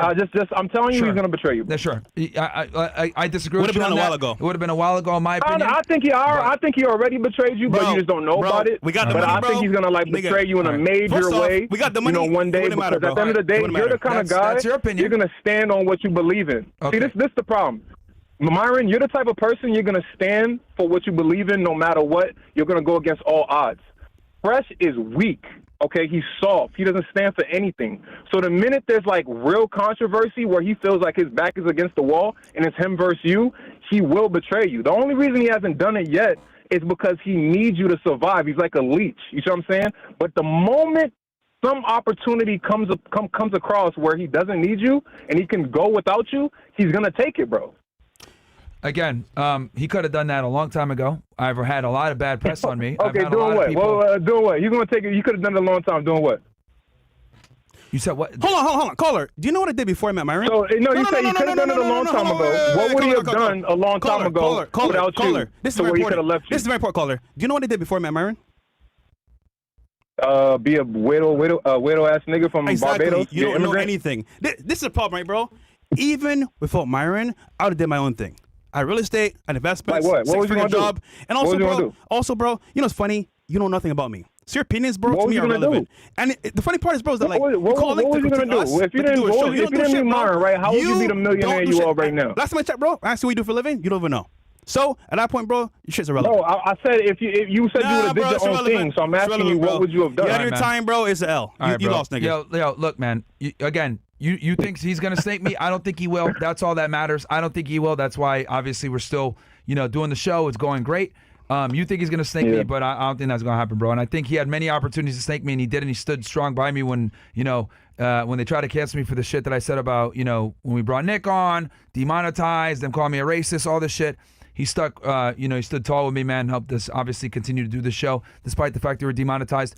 And again, obviously, you might not see all the things that I see behind the scenes, so you can feel the way that you feel, and that's fine. You think he's going to snake me, that's cool, man. That's your opinion. We can agree to disagree on that. Anything else? Yes, we're going to agree to disagree on that. One other thing I want to say to you is I've noticed that, like, you'll have an opinion that's controversial, and when a lot of people start, for example, like, I was going to use black women as an example, like, I don't think black women is really your preference.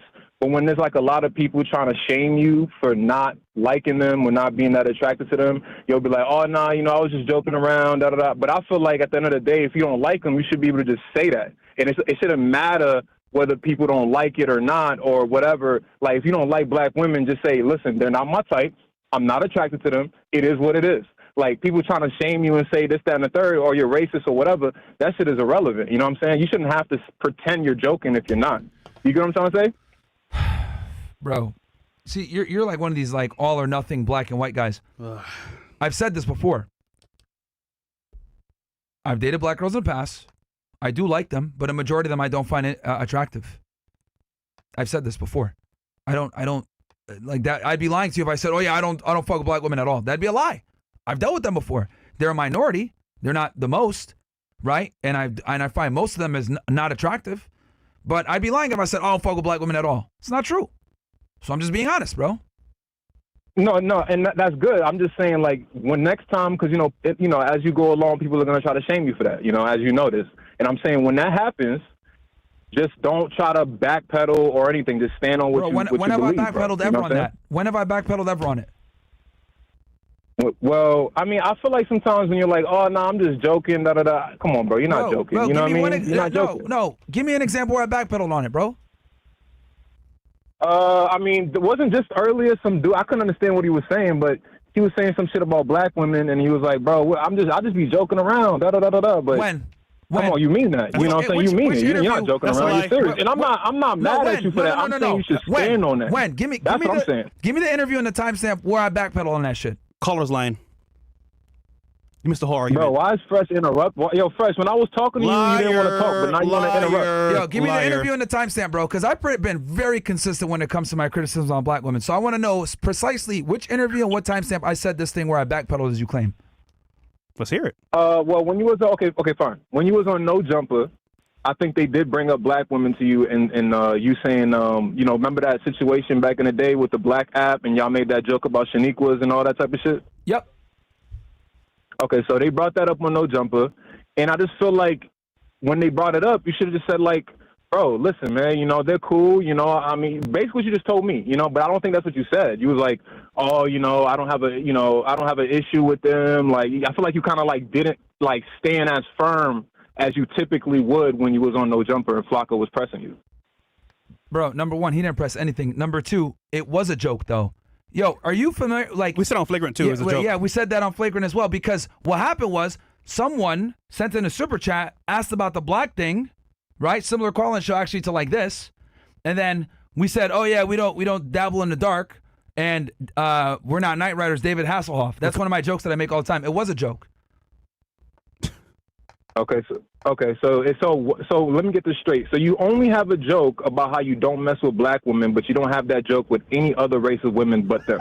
Bro. Yo, have you not seen me insult other races of women? Are you serious? No, that's not what I said. That's not what I said. I said the only women that you make a joke about not messing with them. So, for example, just now you said, we don't mess with black women, we're not night riders, right? You don't have a joke like that about any other race of women besides black women. And listen, be clear here. White women, Asian I'm not telling you that you're wrong for that. Yo, I'm just saying. I've said that about Indian women too, bro. Like, I don't like Indian women either. I said that before as well. Ling Ling. Yeah, I've made jokes on Asian chicks like, bro, what are you trying to say? Bro, what is your point here, bro? What the fuck is your point here? Yo, I don't think you stand strong. I just made a point. My point is stand on your shit no matter where you at. That's my point.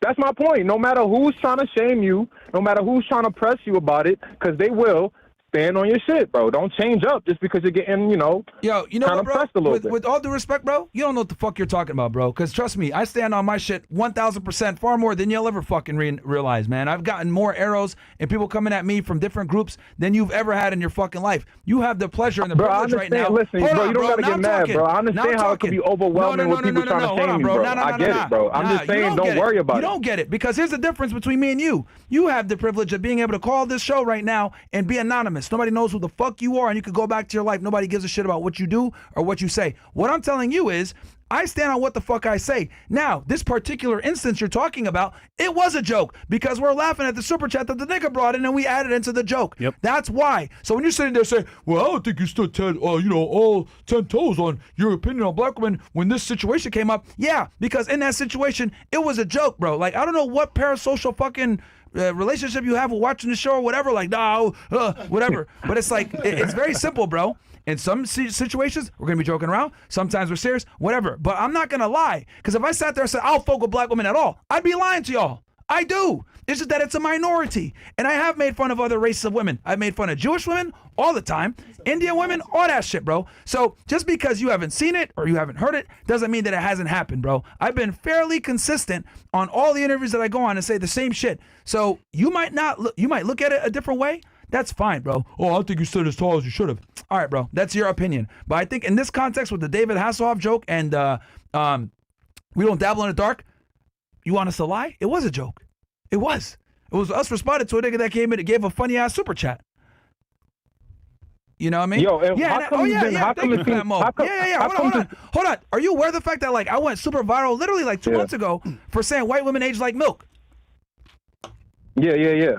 So come on, man. Yeah, I seen that. So then, bro, what are you talking about?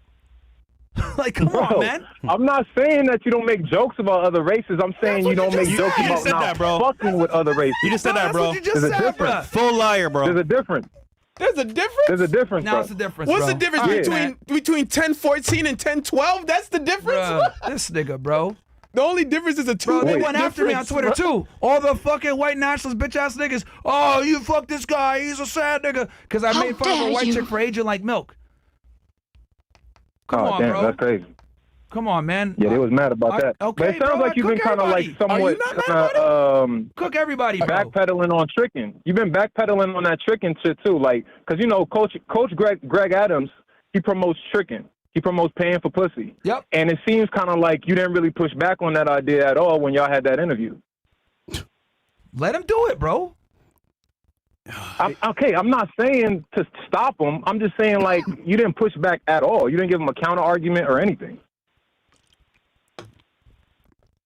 Bro, if that's what he does with women, because we've already talked about this. I've said it before. If you trick, you're not going to get a girl to respect you to the same level. But a lot of guys don't give a fuck about that. And I get it. Once you have some money, you don't want to deal with these bitches, fine.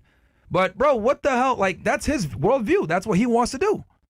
Why is that my business? Yeah, but he was saying, he was making absolute statements. He was saying like, well, you know, everybody pays and that's the new way to get women is to pay for pussy. And if you're not paying for pussy, you're a bum. Like he was saying things like that. No, he said that all women are monetized and you're going to have to pay in some way down the road. Look, bro, like, Coach Bro, Greg, literally at the end of the thing, Fresh asked him Fresh asked him a question, and he said, because Fresh said, what do you say about people that say like you're paying for the box, da da da da da, and he said the only people that are against paying for box are broken people and shit like that, and broken women. That's what he said, which makes no sense, because why would a woman be broken because she doesn't sell her pussy? Or why would a man be broken because he doesn't want to pay for pussy? That makes no sense. If anything, it's the person selling their pussy that's broken. So that, to me, that made no sense, you know. And I just feel like you could have pushed back on that a little bit. I'm not saying to have an argument with him, but you know, something. Nigga, are you done, bro?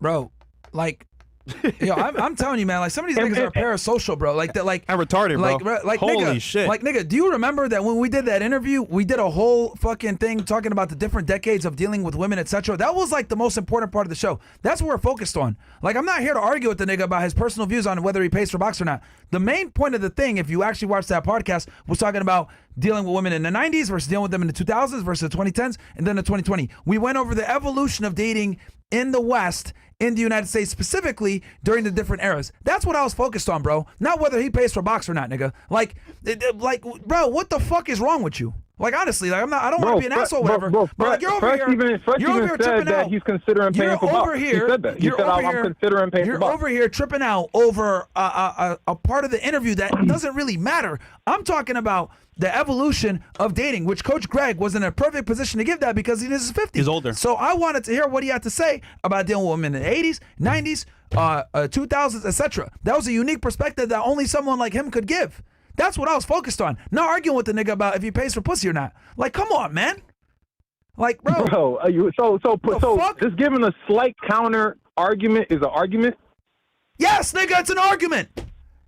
If you stab somebody and it's like 1 inch in, whether you stab them all the way, you still stabbed them. That's not my point here. My job wasn't to go there and be like, oh yeah, let me push back on Greg about him paying for a box. Nigga, we don't care about that. I was focused on talking about dating in all the different decades because that is a unique perspective that only he can give. I'm not going to waste the opportunity talking with Coach Greg on when I get the chance to talk to someone that's red pill aware, that's been alive for that long, to say, yeah, nigga, why do you pay for a box? No, bro, we understand it. And we actually, that week, we had talked about why we get why niggas pay for box. Yep. Some guys do it, some guys don't. Me and Fresh can't do it because we just can't, I don't know, we just can't bring ourselves to do it. Yeah. But we ain't gonna kill somebody or attack somebody for doing it. Let them do it, bro. No. Yo, how about this? How about you go call on Greg's show since you want this pushback so much, nigga? Yeah.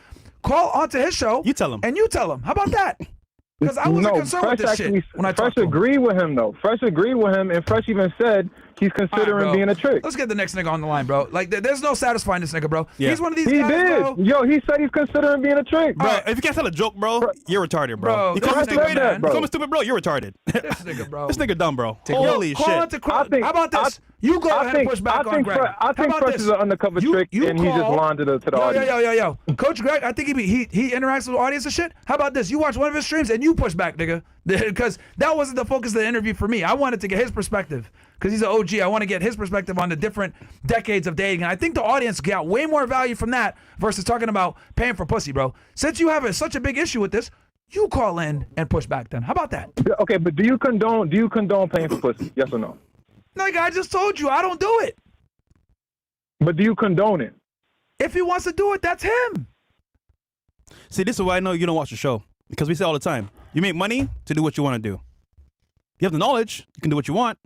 It's up to you. Yo, you tripping out on fucking CGA right now, bro. Shit crazy. I'm not even tripping on CGA though. I'm just talking about the idea of paying pussy. I was just using CGA as the last time it was brought up. But forget about CGA. I'm just saying in general, do you condone people paying for pussy, people in your audience paying for pussy? Like, do you condone that? I don't do it. I don't like it because I know what it does. But if other people want to do it, let them do it, bro. Because a lot of people don't give a fuck about a bitch respecting them. So they just want to smash. Cool. Go ahead and do what you want to do. But don't you think it's contributing to the horror culture by paying for pussy? You wasted way too much time, bro. Next caller, man. This shit's a fucking headache, bro. You know what's crazy about... See, now I see why niggas don't ever do call-in shows, bro. Yeah. Like, yo, man. It's funny because his opinions are relevant. Because honestly speaking, you watch it from my outside point of view. And listen, I get it. You may not like me, but bro, fuck you, nigga. Like, at this point, bro, I could care less. I don't even know what your name is, what you do for a living. So what does it matter? Bro, this shit crazy, man. It's wild. Nigga was mad about CJ paying for pussy and us not caring about that shit. I think he should make his own podcast and then go talk about it. That's the most. Oh, you should have pushed back on that. Nigga, what? I don't give a shit about that. I want to know what it was like in the 90s. Like, bro. Bro, this nigga's so opinionated, he should do his own podcast, bro. Honestly. Oh, yeah, back in the day, bro. That's your first? Yeah. My prank video. All right, send me the picture. All right. Who's up next? he said twice on Castle Club. I'm $50 on Castle Club. Shout outs to you. What's going on with Chris? Oh. 75 in the chat. 7526, you're up. 7526, you're up. Hey, can you hear me?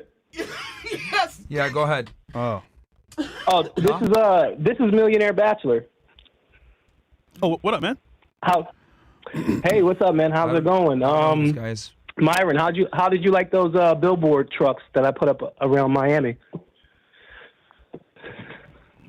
Of you sitting on a man's lap. What?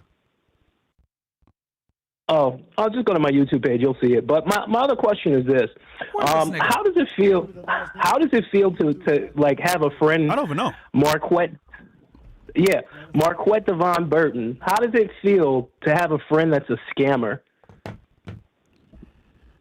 Nah, nigga, fuck this shit. What's your Instagram, bro? Bring it up real quick. No, deadass. What's your Instagram? I don't have Instagram. I just have YouTube. Just Millionaire Bachelor. Oh, bro. What? Millionaire Bachelor with So let me get this straight. You paid for billboards to try to do what?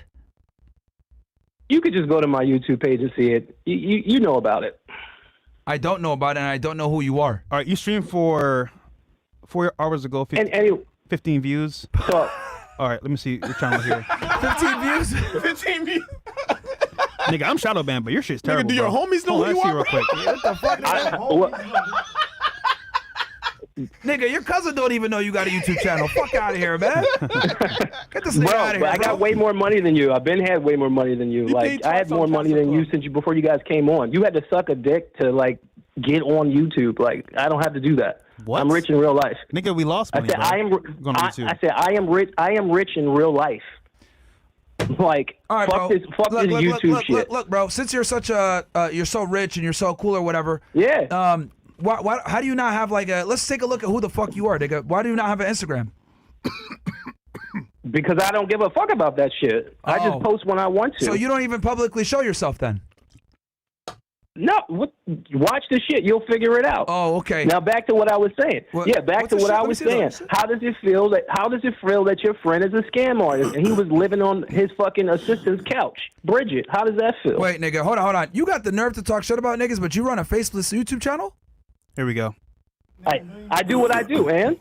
You a bitch ass nigga, bro. No wonder. No wonder you talk shit about Marquette. You's a bitch ass nigga. You would never say that to my face.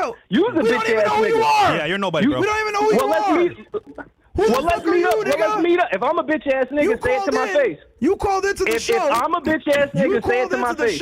You called into the show to talk shit about Marquette. If I'm a bitch ass nigga, say it to my face. You literally called in, right, to the show to talk shit about Marquette.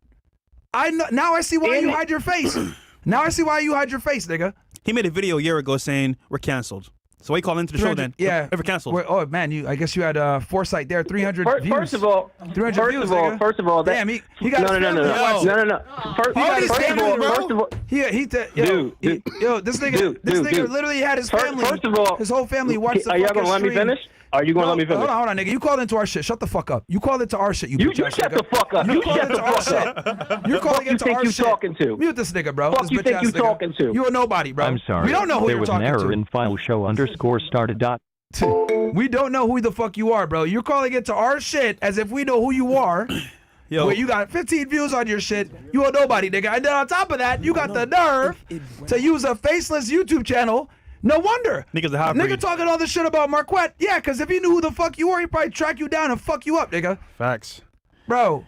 You know what's wild? All these people that hate, bro, I'm like, what do you even do? Bro. I'm a millionaire, bro. Okay, great. Really? Nice. There's many millionaires. But you don't show your face. Nigga got a YouTube channel saying I'm a millionaire. Say it to my face. We don't know who you are. Bro. The fuck? That's wild, bro. Yeah, that shit crazy. All right, bro has a hard on from Marquette, bro. Clearly. Yeah. All right, who's up next? Hold on 1 second. We have to restart the call-in studio. Oh, restarting the shit. All right. Yeah, I mean, listen, man. All these haters, bro, that call in, I just find it funny because they think their opinion is relevant. But you know, for the show, it's funny. At least it's funny. So, bro, I can't take no nigga serious that don't even show his face, bro. Like, what the fuck? He's 6 feet and a millionaire. Okay, nigga, just show it then. Just show it. Ready to connect. Click connect to show now. In the meantime, let's do some chats real quick. You are connected as the host. Might as well. Welcome, host. You are now in the host room and can manage your callers from the call-in studio web interface. We got Lithic Lushi says, this nigga has no life. This is why he's so salty. He's losing and Fresh stay winning. Yeah, man. I mean, at the end of the day, bro, like, you can have your opinion about me, Myron, the show is fine. But when it comes to what you do for a living, I just want to know because your advice might be relevant if you're actually in podcasting or content creation. But until then, bro, shut the fuck up. All right, what's the next one? One Chess 8-Pack Trucker says, Fresh provides immense value in CEO Network and Castle Club Premium. Ignorant, misinformed people would disagree. Fresh saved FNF dozens of times. It's funny that 99% of haters in general, not just for Fresh, are fatter, broker, and dumber. Fresh lost of weight since November. He's a multimillionaire, and the wealthy people respect him. How many high-value people respect you haters? Yeah, bro, I can sit online and brag all day about what I do and who I'm talking to, or what billionaires I chat to daily. But for what, man? I think you guys get value from the show with Money Mondays and what we do. And if we help you win, then awesome. But so we'll be transparent with you guys. You want to tell them about Colby? Yeah. Okay. Go ahead. So we hit up Colby through a mutual friend. And he responded and said he's down to do a show. I spoke to him. He confirmed. And I was okay, great. We'll see you on Friday for the show. Awesome. Then, just to be transparent with you guys, because we are very transparent on the show. Too transparent sometimes. We got a call. Well, our friend got a call. Mutual friend got a call. Saying he pulled up last minute because his manager said, "Don't go on with Myron." Well, this is why when the hater said, "Oh, bro, you could distance yourself from Myron, you're gonna snake him," bro. He's been here with me from the very beginning. And yes, I bring guests to the show. It's not always easy, but I try my best to make it happen. And listen, at this point, bro, he didn't say anything to me. He said that to his manager or whatever, and that's behind the scenes. And to be honest with you guys, bro, like, I'm here till it ends because this is my homeboy all the way. Now, people talk a lot of shit and online. See, look, and I wanted that to go out there because, look, now we lost the interview because of me, right? Like, the dude said, oh, I can't go on Myron or whatever. Fresh is still here. Like, and I want you guys to see this on air because this shit happens all the time. My controversial standpoints on a multitude of different things absolutely lose us opportunities. Yeah. I'll be honest with y'all. It does. But this is the cost of speaking your mind and being unapologetic about it. You got people like that who are fucking scared to come on. And the only reason why it is what it is. This other podcast is because Fresh could have been left. Yeah. But he's stuck by me even though people are fucking scared to talk with me, bro. Oh, so you want to tell them why I did this podcast, bro, in the first place? Not because I even wanted to, it's because I know what it is. But for more, I want to see reach and push. That's what we're gonna do on the side. It's what it is, bro. Like that's it. It's a way. Because guys, I'm a lightning rod, bro. I don't think you guys understand this shit, bro. Either you like him or you don't. Yeah, like a lot of people hate me because of my viewpoints on Israel, my views on feminism, my views on immigration, my views on all kinds of shit, right? So yeah, bro, this is the cost of doing things, especially my stance on Israel and them boys. Niggas get scared. Wouldn't be surprised if this nigga's manager wasn't one of them. And that's kind of what happens, guys, when you start to talk about the things that I talk about. So, and Fresh is stuck with me even through it. So, and this idiot in the chat said that he wouldn't talk to me one-on-one. Bro, it was supposed to be one-on-one in the first place. But obviously speaking, like, it's better if he comes on the platform because it's all of us. Yeah, if I had known that, bro, I would have just let y'all do it one-on-one. Nah, but dude, like, but him canceling last minute like that, and then because it was actually our guy that fished for answers, right? Yeah. And then we found out he's too pussy to even tell Fresh why. Yeah. He didn't even tell you, right? And mind you, I don't want to talk about this shit, but like, you're in New York, man. With you know what I'm saying? It's like, bro, fucking man. Honestly, if anything, that just shows how much of a pussy Colby Covington really is. He's a pussy.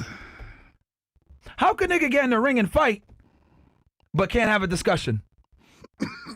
That's crazy, bro. That's crazy. It's sad, man. But that just goes to show you guys, like, that's where we stand. Like, a lot of people are terrified to talk to us, guys. We are that controversial. We really are. Like, niggas are terrified to talk to us, bro. And that's cool because I want to be able to do and say the things that I do. And if people don't want to fuck with it, cool. That's fine. It is what it is. But there you go. You guys saw it right here on air what it is. And Fresh sticks by me, even with these niggas being pussies like that. All the time. Oh, your Cole's too controversial. Nah, he's racist. He's anti-Semitic. He's a misogynist. He's a sexist, whatever. Happens all the time, chat. Yeah. And that's kind of what it is, right? And you can't, I've said it before, I'll say it again. You can't be based while simultaneously being mainstream. It's just not going to happen, bro. It's not going to happen. One of the two is going to give. One of the two is going to give.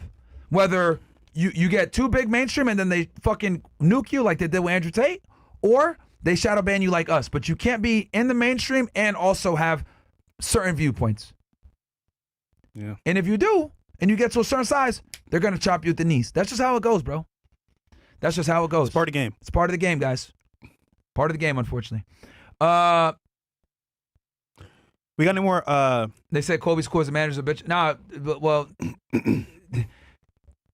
there's no excuse for that shit, bro. Either way, bro, like just there's like no excuse for that shit. He could have told Fresh way before or way ahead of time.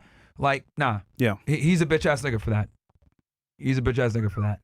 So and we've had fight along before. Rampage Jackson, other people. Yeah, Jake, nah, he's just a coward, bro. You know what it is, bro? He's one of these MAGA retards that probably thinks Israel's our greatest ally. That's what it probably is too. Guarantee you it's the Israel shit, because a lot of these MAGA niggas are retarded when it comes to Israel. So that's probably what it is. Yeah, that's fine. It's whatever. Yeah. What do we got here? Broski. Fresh, I gave Myron $1 last stream, so here's one for you too. Thank you, man. Don't spend that all on one stripper. This nigga, bro. Broski. One chat says, what's this, Mo? Supply and demand again in your Instagram story? Sensation. One chest, 499 pounds, Mo. God damn. Whoa.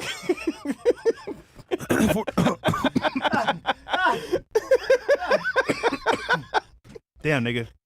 Sensational. Sensational. That time Mo was in a... Oh, God. One chest is killing you, bro. 400 pounds Mo, but seriously, keep it up. Almost at 300. The 250 around the corner in about at least a year or less. Part of you're getting fitter while haters are getting fatter. That's true. Craigatron says, Fresh, can you tell Aiden to set up a boxing for Myron and Alba? He's tried, bro. He's already tried. He said no. Yeah. Abba said no. That nigga scared, bro. Abba's declined like multiple. Yeah, dude, Fresh, humble the Twiggy Leaf. I'm sure he's seeing the reality of things too. So, Fresh's dog says, Fresh has always been in sales, selling dreams to women. This nigga, bro. Blackest Panther. I'm sorry, but this is pretty ridiculous. Fresh could have left at any time. A small channel that isn't canceled will make more money and get canceled everywhere like FNF is now. That's true. Fresh staying out for the money. Fresh has the fucking network you can exploit if you had left FNF. Is there a reason most people can't do what y'all do? How many people have tried to replicate FNF? Where the fuck are they now? Fresh make things happen. I do. But again, to explain this in detail to people and what I do, bro, his opinion is irrelevant, bro. He's not part of the show, so it doesn't matter. Supravi, hey Fresh, just remember, of all the disorders of the soul, envy is the only one no one confesses to. Damn. Plutarch? Who's that? Is that a philosopher? Yeah. Okay. We got up next. Fresh's dog again says, for the haters, hate me or love me, you watch. That's all you could do. All right, good point. Three Diglets.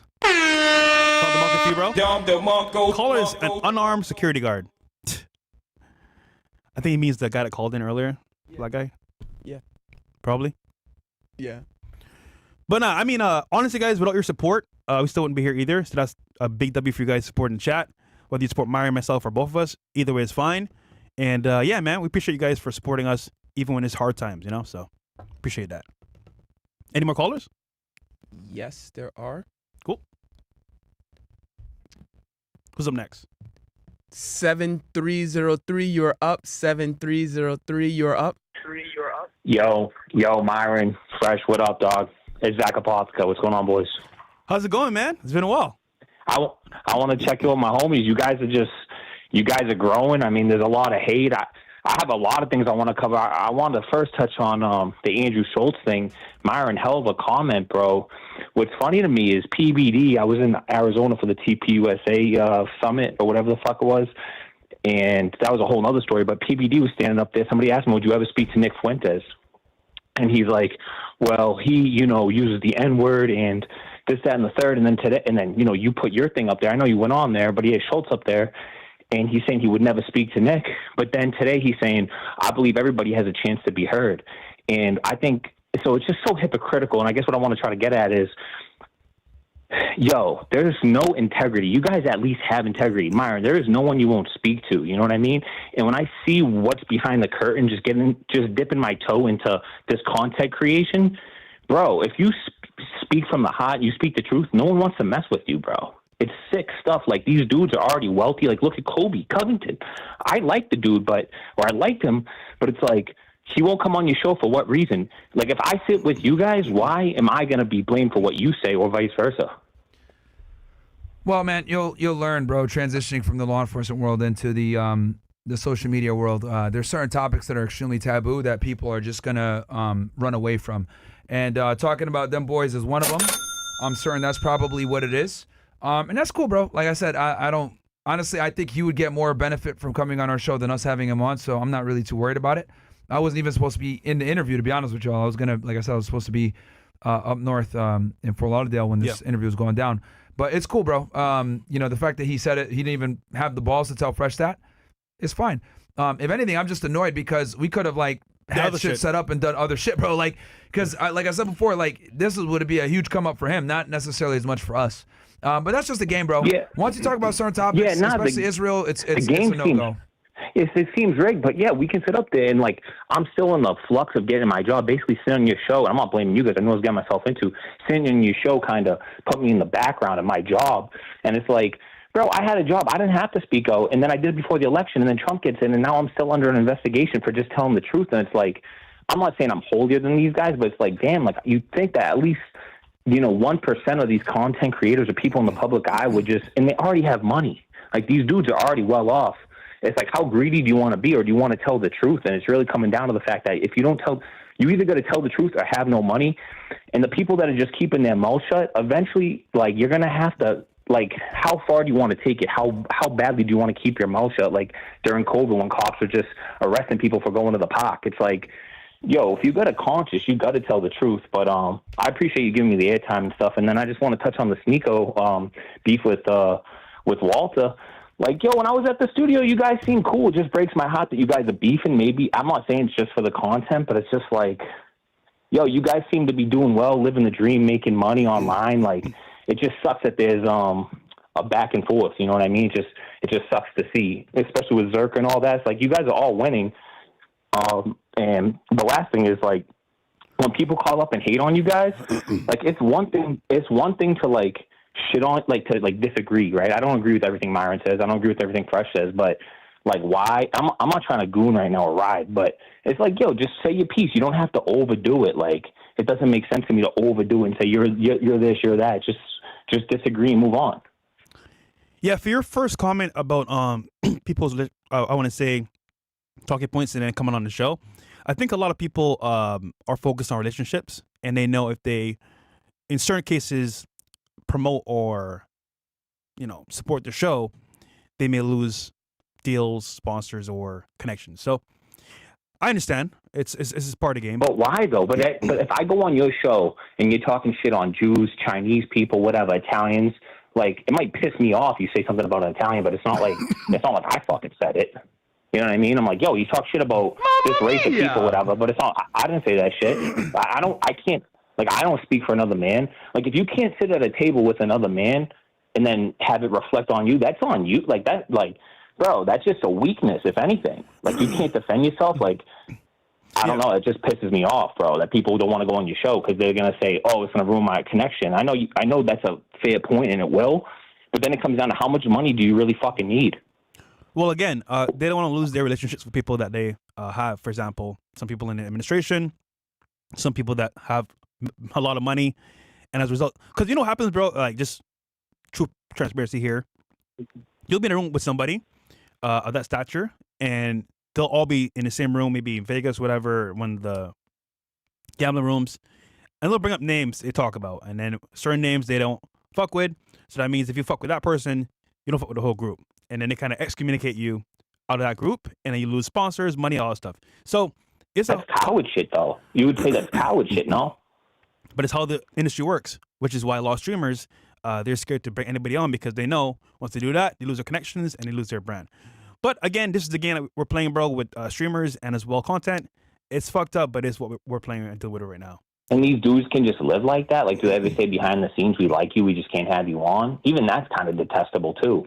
Like, I could just never live like that, bro. No, because, well, again, people like you have the passion and integrity to do that. A lot of people don't have that.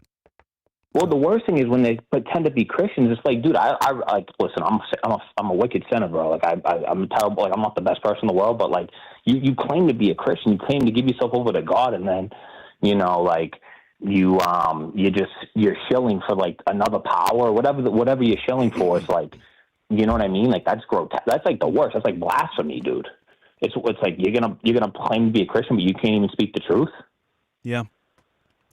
I mean, I'm a sinner. I'm not saying you guys can't sin, but I'm saying you can't even be strong like that. But then it goes to, and I'm not sitting here talking about Sneako. The kid's like a generational talent, but it's like, you know, I shouldn't even really get into it, but I'm just going to say it. Like, he's a Muslim and stuff, but then he's gambling with girls. Like, I'm not talking bad about the kid, but I didn't like that. You know, that kind of broke my heart to see. It's like, yo, you like it was so open, you know. I didn't like that at all. Yeah. But that's just my opinion, and my opinion to him is worthless. You know, compared to him, he's a multi-millionaire. I'm a nothing to nobody. But you know, maybe just constructive criticisms, like make it like, I don't know if he ever explained it away or whatever, but I didn't really like to see that, bro. It bothered me a little bit. Well, this is why if you ever talk about it, you become a hater. Even though I think it's just you keeping it real with your boy. But again, bro, I don't hate Sneako. I'm his fan. Yeah, I know. I'm the kid's fan. You know, it's like I just didn't like it. If you did something I didn't like, I would say it. I didn't like you got that chick pregnant, but doesn't mean I don't like you. I'm hating on you. Yeah, well, that's a whole nother topic, which is funny because she lied about a lot of stuff. But you never, and you never did. She lied, but I'm just saying. She lied about a lot of stuff. Like, but what I will say is that, like, listen, I don't hate Zherka. I don't hate Sneako. I'm not jealous of anybody. I live a pretty good life by myself, doing my own thing. I wish them the best. But I just said what was there. Everyone can see it. I just made a point. Listen, bro, this is what's happening, and it could have went differently. That's pretty much it. Do you really believe in that number shit, dude? I don't know if Gary. I don't really believe. I see him talk about Andrew. I thought Andrew wiped the floor with the guy. I'm taking up too much airtime, but because my brain's ADD anyways. But I didn't like that number shit. I think Andrew destroyed him. I know that's your boy, but bro, you're always a good nothing sport. against him either. The thing is, though, is that, like, listen, I'm still trying to figure out fully what's behind it, but it is oddly accurate. Like, it's scary because, like, sometimes they'd be like, all right, I don't know. But then something happens where, like, it confirms. I'm like, damn, like, this is so accurate. I don't know what's going on, but, like, it works. So I'm still trying to figure it out myself. But honestly speaking, man, like, he's a really good dude. If you talk to him behind the scenes, on camera, really good dude. Gary's one of those guys that, like, you can trust and be cool with. But then again, I think people think it's weird because, again, people see this as, oh, is it witchcraft and that stuff? Listen, I don't think it is, but again, I don't really understand it fully to give you that in-depth explanation. All right, word. I'll look into it. I'm not opposed to looking into stuff I don't know too much about. I mean, I don't believe it, but I'll look into it with an open mind. But I appreciate numbers it, man. I appreciate you guys. Everywhere, though. I'm always support the show. Thanks, bro. Appreciate that, man. And we support you, man. You've been through a lot, especially coming on the show, too, so we understand. For sure.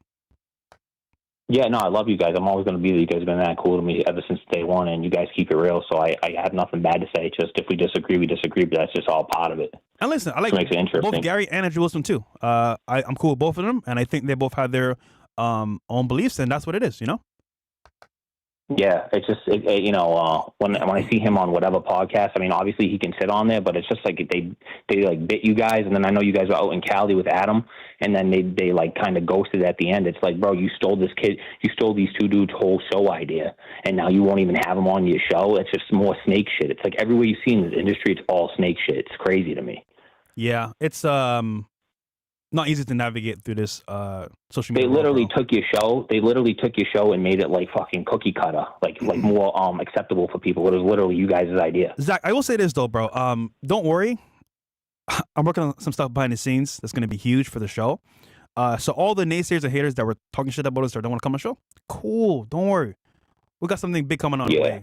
Pretty big. And I hope people get to see the new show in a different light when it happens. But until then, we'll do the punches and is what it is. I'm praying for you guys. All right, Later. brother. Thank you for calling, man. That's our guy, Zach, man. Awesome guy. Integrity and loyal as hell. All right. Any more? Yes.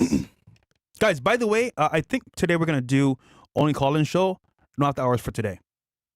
Because it is spring break and we got some stuff to do as well. So I got to head out of here soon as well for myself. All right. 5119, you're up. 5119, you are up.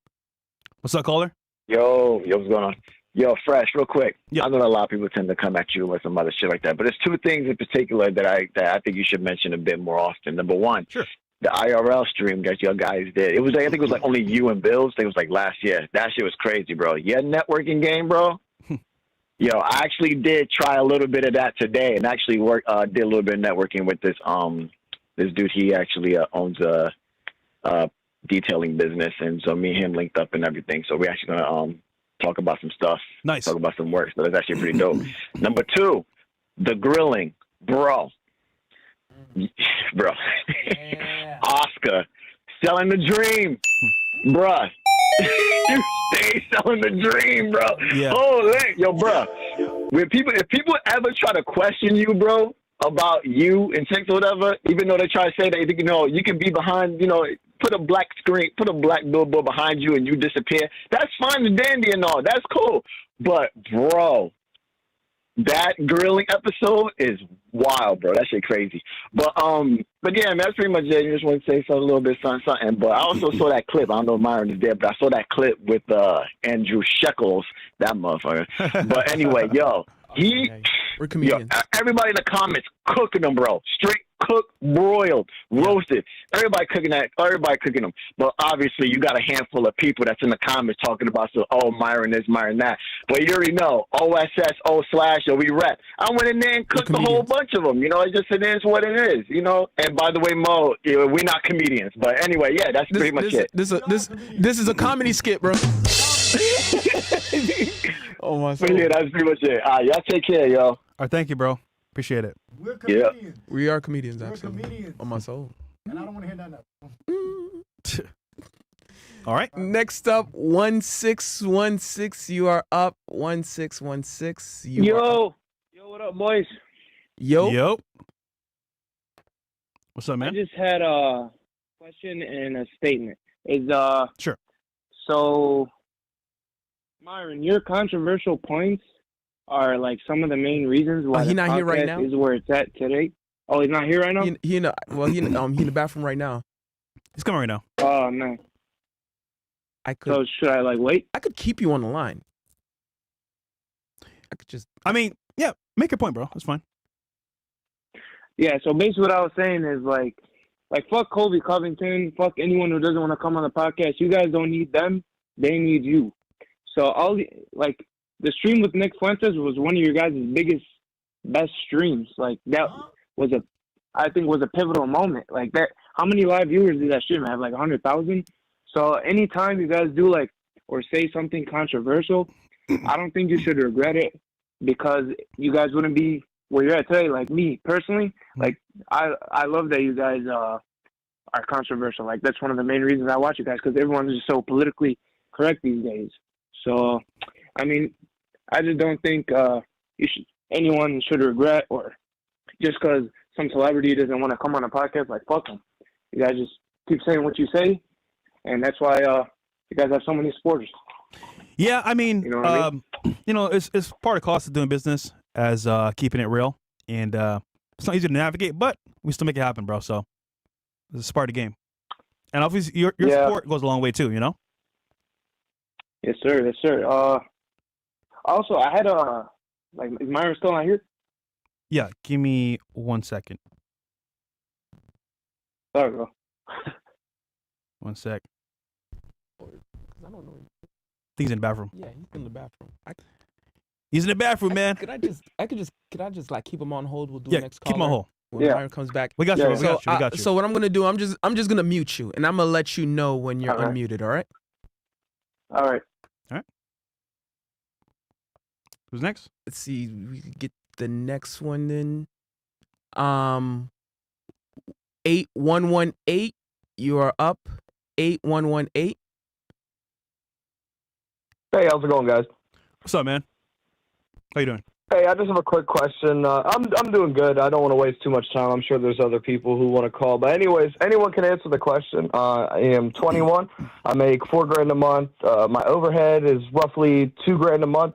I don't know much about money making. Obviously, I'm quite young. Just wondering, general advice, things moving forward. I don't particularly like what I do right now, but how to capitalize on it, etc. So 21, $4K a month, right? If I'm correct? Yep, and my overhead is $2K a month. So with your other $2K, what do you do with it roughly? Minus taxes, of course. Honestly, right now, I'm just saving it, Fire. I mean, I'm not really doing too much with it. I mean, I've messed around with crypto a little bit in stocks, but obviously I don't know what I'm doing.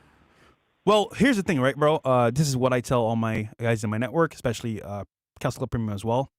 You want to have goals written down and have a mindset and a journey you want to take to become that person. So what I'm saying is, like, what I did, I had a goal sheet I kept in my room with short-term goals and long-term goals as well. And then I had, of course, a vision board as well, where I had like my car, speaking on a stage, retirement, my mom, all these things that were actually important to me in life. And what happened was, whenever I had goals that were in my head constantly, I would avoid dumb mistakes. For example, I'll never forget, I wanted to actually like buy my first exotic car, and I focused on, okay, if I spend money doing dumb shit like partying or buying alcohol, it's going to go towards not what I want for my goals. And as a result, bro, I just took the course, focused on making money, and within 4 or 5 years, it happened.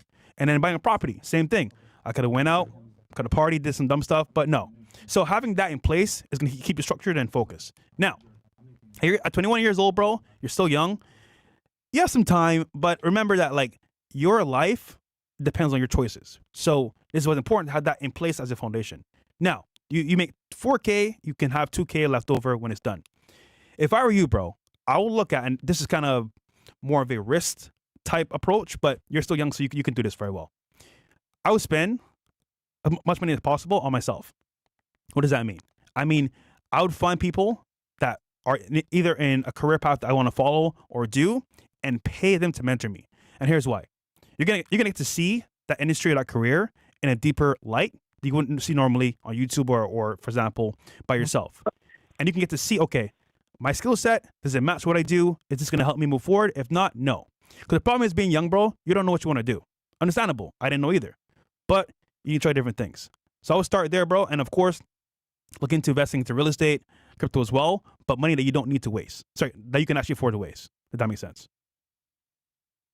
Yeah, that makes sense. Okay, that's cool. I definitely do have some short-term and long-term goals written down, and I'm definitely working towards it. I have done some research into the sales industry, and I like what it has to offer. I just, like you guys said in an earlier conversation, I don't want to put all eggs in one basket, so I kind of wanted to save, play it a little bit safe and then dip into that later on. Because right now, the money I'm making is extremely consistent, and I'm extremely good at what I do. I just don't particularly enjoy the work that I do. You see what you said there, bro? It's consistent. So now you can focus on other things. Because the problem is when you're in survival mode, bro, you can't focus on making more money in that case because you're focused on just surviving. When it's constant, you're saving money, now you could open up to say, you know what? I can do more. What can I do? That's the biggest thing. So this is actually good because now, 4K coming in, it's not a lot of money, but it's a foundation that you can work on to expand. Again, though, bro, like I said, try different industries, things online, offline, because at the end of the day, bro, life is about choices. And the more you know, the better. Because if you don't know things, bro, you kind of say, you know what? I want to be a streamer. What if you're not good at content? What if you're not good at, getting things done for behind the scenes? Whatever it may be, bro, you got to focus on what you're good at and excel in that area. And having a mentor, you get that learning curve beat by 5 years, 10 years possibly, and it'll help you move forward a lot. So, also, one more thing. At your age, bro, get outside and meet people. You'd be surprised. Going to events, car shows, masterminds, you never know who you're going to meet. And this is one person for you to meet that can change your entire life. So, Don't stay inside all day, computer, like, oh my God. No, get outside, bro. Go to events. There's Toastmasters, there's Key Club, there's different events, meetup.com, whatever it may be. Go to events, meet people, because you never know, bro. You never know. And that's important for a young guy because, again, we only know what we know, not everything. All right, I appreciate it. You got something going. All right, G. No problem. Cool. See it. Bye. All right. Okay, we got a line from Myron, the guy that was there earlier. Okay, cool. So 4909, you're up. 4909, you are up. All right. Hello, what's up? Myron's back too already? He just came out, but Nah, but I got a question for both of y'all. So let's see. Go ahead. First thing I wanted to ask, I guess I want to talk to the most important ones. I want to ask Myron, like, how did you become a good communicator? Because I mean, you talk real well. I just want to know, like, was it part of your schooling, or how did you become a good communicator? Well, when I was on a job, I would do a lot of presentations whenever I had what's called okay, I don't know if I'm gonna go all the way deep. All right, fuck it, I'll explain. So when I used to work for the government, I used to do a lot of organized crime cases, and one of the cases that I would do was something called Organized Crime Drug Enforcement Task Force, also known as OCDF. And whenever you do an OCDF case, basically it's a program that the U.S. government has under the Department of Justice that's utilized to combat large-scale criminal organizations, right?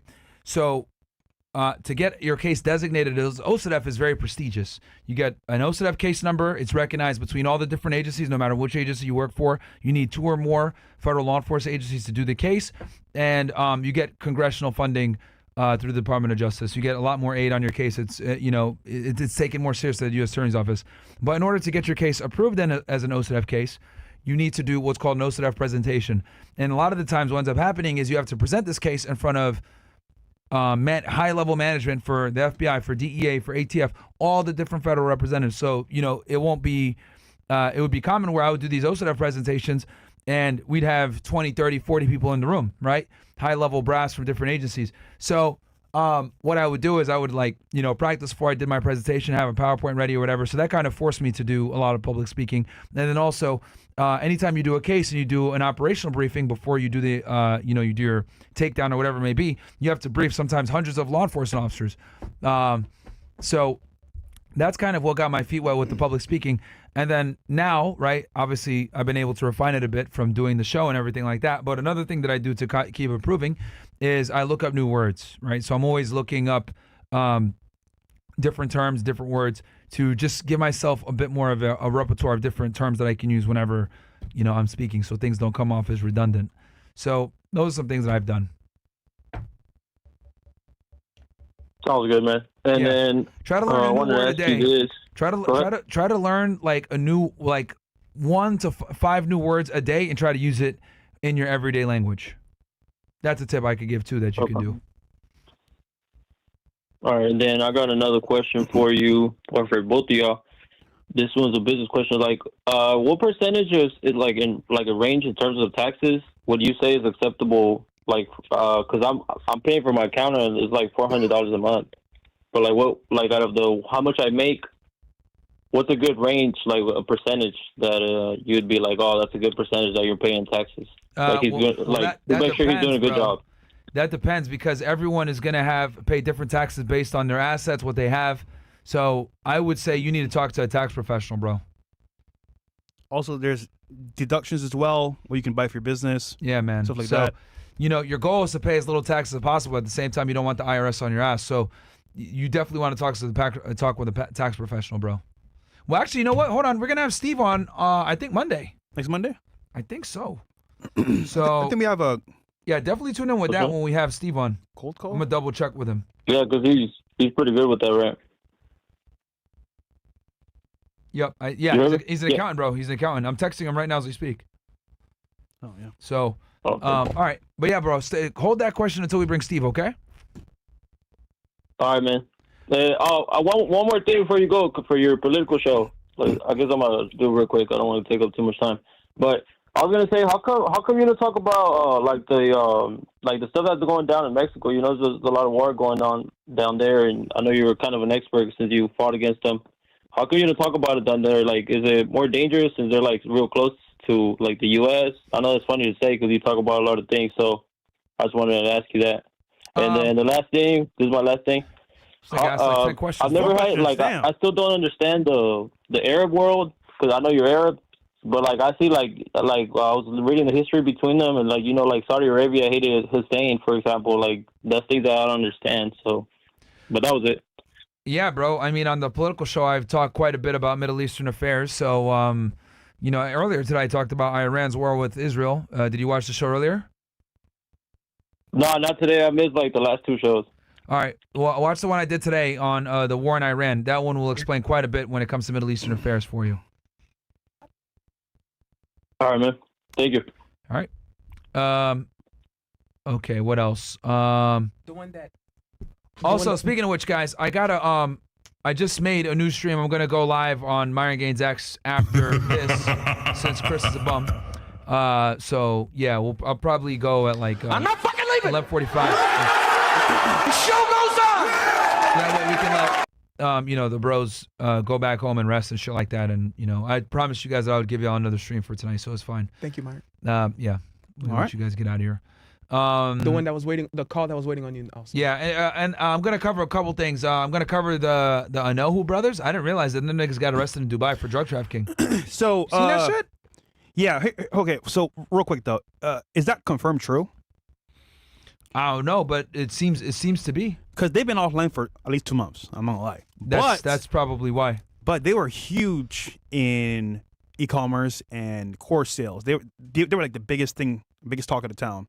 Because they made out of poverty, they got the Lambos, the lifestyle. So they could have all been capped, bro. If that is true, that's insane. Because, dude, cooked in Dubai, yeah, and, of course. And Dubai is the worst place. The United Arab Emirates is the worst place you could be a drug trafficker, bro. Worst. Yeah. So yeah, I'll cover that. I'm going to cover JFK files and revelations from there. I'm going to cover ICE. Apparently, they're saying that ICE now you can get in without that they are able to do things without warrants. I'm going to cover that a bit because that's actually not true. The ICE they need warrants, but I'll talk about that in more detail. I'll also cover the Department of Education. I didn't get to talk about that. So yeah, man, I'll give you all a stream after this. We're going to cover politics, culture, all that shit. I'm thinking probably I'll go around 11:45 or so. Cool. So you know, we'll wrap this thing up and then let the boys go home, and then Fresh. He can call Colby Covington, a.k.a. Colby Covington. Tell him he's a bitch. I don't know. But now I'm 100% certain it's them boys talk. That's what it is. Yeah. Yeah, bro. Like, yeah. Probably. Yeah. Because here's the thing that I've realized about MAGA. There's two different factions of MAGA, right? You got the guys that are conservatives but don't shill for Israel. Then you got the guys that are conservatives but they say like Israel's not our greatest ally. He's one of those, like, what I call MAGA retards that thinks Israel's our greatest ally. He's one of them. The thing is, you can't be in politics without supporting. You can't really, fully. Yeah, it's difficult, yeah. So that's what's happening, man. There's a line in the sand now where, you know, if you're one of these guys, the Daily Wire, Charlie Kirk, mainstream conservative media, and you support Israel, you got that side, and then you got the guys that are saying, like, nah, bro, we good. We're good off these niggas. So, but anyway, but yeah, I'm going to cover all that stuff for you guys. His new name is Colby Covington now from this point forward. Somebody said Cuckingberg. Or that, actually. Cuckingberg is actually funnier. Comedian. All right, who's up next on the thing? Well, I'll drop the link for you guys. Events made on Rumble and on YouTube. Go. It doesn't have a thumbnail, but you guys can go ahead and like just put waiting or whatever. Because what we'll do is once we get off here, I'll go right to the other room and we'll go right over. So smooth. Yeah. 1616, you are up. 1616. Well, you're so back. stay tuned, niggas. 1616. All right. Yo, what's up, bro? What's up, Myron? Yo. So earlier about when you were trying to like say have like celebrities and stuff because of the controversial takes. Yeah. Seems like that's how you lose opportunities. I mean, personally, I don't think you should regret anything you say. One of the main reasons why I watch you guys is because of your controversial takes. Because not a lot of people are willing to say the things you say. And also, one of your biggest streams was actually with Nick F. I don't know if I can say his name. Yeah, you good. But shit. I feel like that put you guys on the, like, really, I mean, that was a huge stream, over 100,000 live viewers. So, I mean, I just think you should have never regret, whatever, because that's one of the main reasons I actually support you guys. No, we don't, bro. Trust me, we don't regret. If I had to do everything over again, I would do it the same exact way. Like, I don't, like, right. All right, that's a W. Yeah, no, bro, we don't regret shit, man. Like, yeah, it sucks. We Also, got demonetized or whatever, right? Maybe we'll get it back, maybe we won't. But I think we've kind of put ourselves in a category where we're authentic, man. Honestly, that's really what it comes down to. A lot of these YouTubers simply aren't authentic. Like, for them, they give their opinions and their takes, but the reality is they're all terrified of demonetization. They're all terrified of being canceled. And like, for us, we call it like it is. And I think that authenticity is something that's very rare nowadays. W Rumble. That's why you have such a strong fan base. Like, that's why I fuck you guys more than any of these other YouTubers, because they're willing to sell out over $1. Yeah, no, and not only that, bro, but like I find it interesting. Like, some of our biggest detractors that like talk shit, like, those guys aren't they're not transparent with you guys at all. Like, I'll give you an example, right? Like Anus and Reach, they've made what 50, 60, 70 videos on us, but the reason why they're able to do it is because we're fairly transparent with our lives. We show you guys our real estate stuff, crypto. We do IRL streams. Like, you guys really get to like see what we do a lot of the times behind the scenes.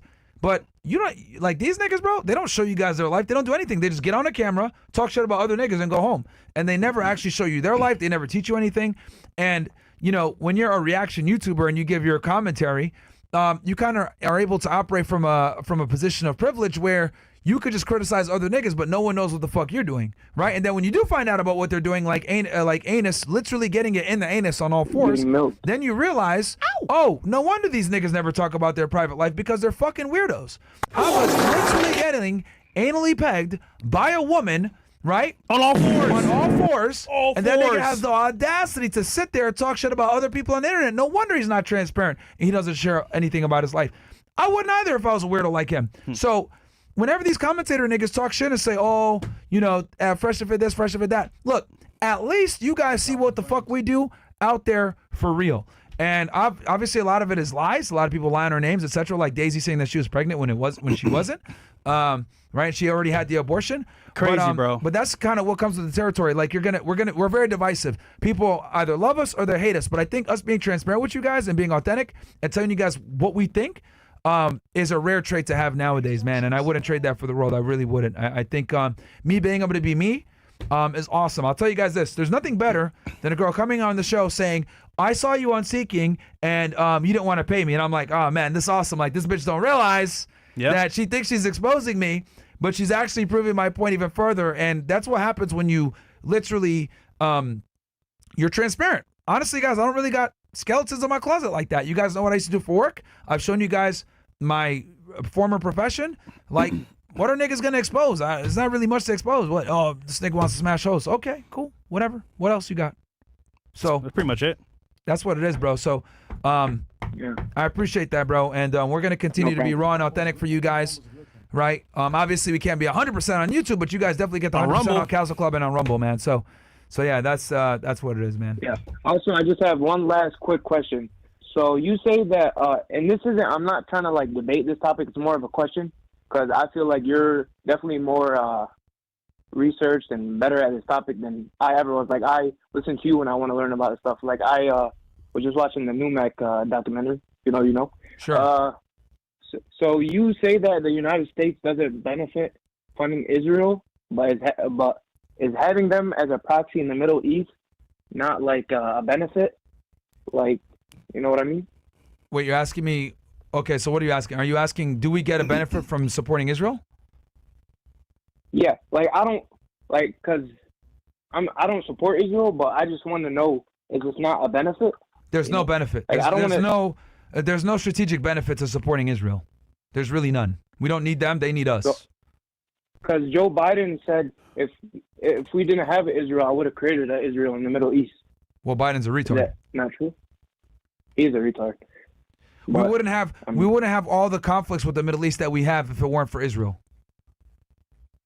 Yeah, I agree. The only reason that the Arab and Muslim world dislikes the West and dislikes America is because of our unequivocal support of Israel. Right.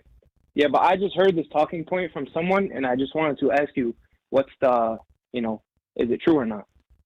The counter is the United States enjoys almost zero strategic benefit from Israel. What they're going to tell you, this is what the Tradcons always say. I've heard Charlie Kirk say this and other people that are Zio shills. They say, oh, Israel is our eyes in the Middle East. They help us because they gather information with us. They give us intel, and they're able to be the only democracy in the Middle East. Well, here's the problem. We wouldn't have beef with the Middle East if it wasn't for Israel's existence in the first place. They decided to go in there, displace the people that were indigenous to that land, uproot them, colonize them, and then occupy them violently. So, yes, of course, the Palestinians and their Arab world are going to look at it like, what the fuck? This is bullshit. And this is why we've had many of the problems we've had. Have you read Letter to America? Letter to America, no. Okay, read the Letter to America by Osama bin Laden, and he outlines in there his grievances with the United States. But I'll go ahead and save you a little bit of time. A lot of it is because of our foreign policy with with Israel. Okay. That's not to justify his I'll actions, of definitely read course, that. but I think it's important to understand why these extremists hate us. And a lot of it has to do with our foreign policy in Israel. Now, of course, they don't want you to know this. They want you to sit there and think that it's because they hate us because we're Americans and we're free. But the reality is it's our foreign policy that's created a lot of these problems. Right. And I don't want to drag you on, but I really do want to know because I'm. And what I just told you, by the way, FYI, what I just told you, 99% of YouTubers are too pussy to admit that or don't know it. Right. No, most political commentators will not tell you that. Before watching you, I did not know anything about Numac, the fucking Palestinian Christian that supposedly killed RFK, but he was patsy. It was a security guard. But what did he say? Hello, can you hear me? I don't think that's him. That's a fake. No, what was that? Someone made, yeah. What was but yeah, no, bro, yeah. Sirhan was not the assassin. Even Robert F. Kennedy knows this. It was a guy named Eugene Caesar. Thames Eugene Caesar was the killer of RFK, but that guy was just put there, he was hired. I covered all this in detail yesterday, bro. You need to watch the stream that I did yesterday. But yeah, man. No, I was watching it. Okay, so yeah. Okay, but why do you say that Israel controls is the Rumble U.S. good now? and not the U.S. controls Israel? Cool. That's the last question. I promise you. Because I seen a clip of some guy saying that that U.S. controls Israel, but you always say that Israel controls the U.S. It's simple. We don't get benefit from supporting them. They get benefit from us supporting them. Okay. We have no incentive to help them. We gain no benefit from helping them. They get all the benefit. So how is it that we're the ones that are in control if we don't get benefit from helping them? It's them that are in control. So we get zero benefits. And I want to make this clear. I'm actually I'm Lebanese, so I do not support Israel. I'm just asking questions. I just want to know because I don't want to be biased just because of where I'm from or things like this. I 0% support Israel and what they do, but I'm just asking questions. But because I did see a clip of some guy and he did make some good points saying U.S. controls Israel. Did you watch the full stream yesterday, bro? Because I answered a couple of these things. Yo, bro. Did you watch the full stream yesterday? Because I literally answered a couple of these questions on there already. Don't lie, nigga. Don't lie. I watched most of it. Yeah, you didn't watch all of it. I'm not gonna lie. Your streams are 6 hours long. I try to watch what I can. Yeah. Well, here's the thing. I put timestamps in there, bro, and I went into that specific question you asked. Why Israel runs us and not the other way around? I literally answered that specifically on the stream. Timestamps are there. Okay. Yes, sir. All right then. I'll look for that timestamp then. Thank you for answering my questions. I appreciate you. No problem. All right. Anybody else? We really got all of it.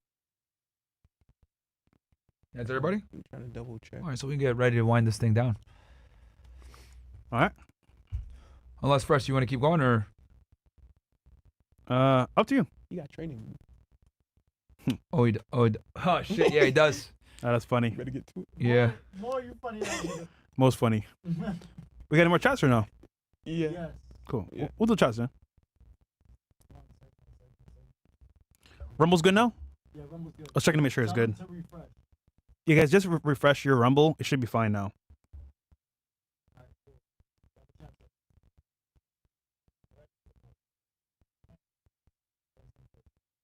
Myron. Gentile says, meeting tonight? Yes, he's doing a stream tonight. The clam chowder. Yep. Uncle Luke, this call-in show's lit tonight. By the way, I no longer have Instagram or Facebook. I refuse to support every single time social media apps since they censor everyone. Do Bill's Big Mo and Chris use X? I might get on that. I'm boring on X. I'm also born. Yeah, X is a whole different game. Yeah. Myron isn't. Myron is Yeah, not I'm on X. It's Myron Gaines X. I'm sure you already. Myron is not boring. I can tell you that right now. Runs with Senpai. Fresh, you're fat, and that's why people hate if you would just get jacked. You would crush / chubby girl checked you the other night. You did a DBZ episode was way better than some with girls because you believed it. Yeah, bro. That argument of me being fat is pretty old, bro. I mean, niggas in real life know I'm actually not fat, so. But it's nice though. The Sheep Man. Just watch Rolo's vid. Same boundaries have to be discovered, not discussed. He said he changed his opinion from 10 years ago. I'm now confused. Thought you need to establish boundaries in a relationship. I'm not sure Rolo's view on that has changed. If it has, you should verify with him, bro, because I don't know why he said that. You know? Ali Menek says, we need more men like y'all, legends even years from now. You'll be remembered for the right path you created. Yeah, but the victors always change the history, so hopefully it makes sense. All right, we got Steve Lott for Monday. Cool. All right. And we have a goal call as well. Wait, what? Same day? I think it's the 24th. So we could do both. All right. Yep. Double the content. All right. Anything else?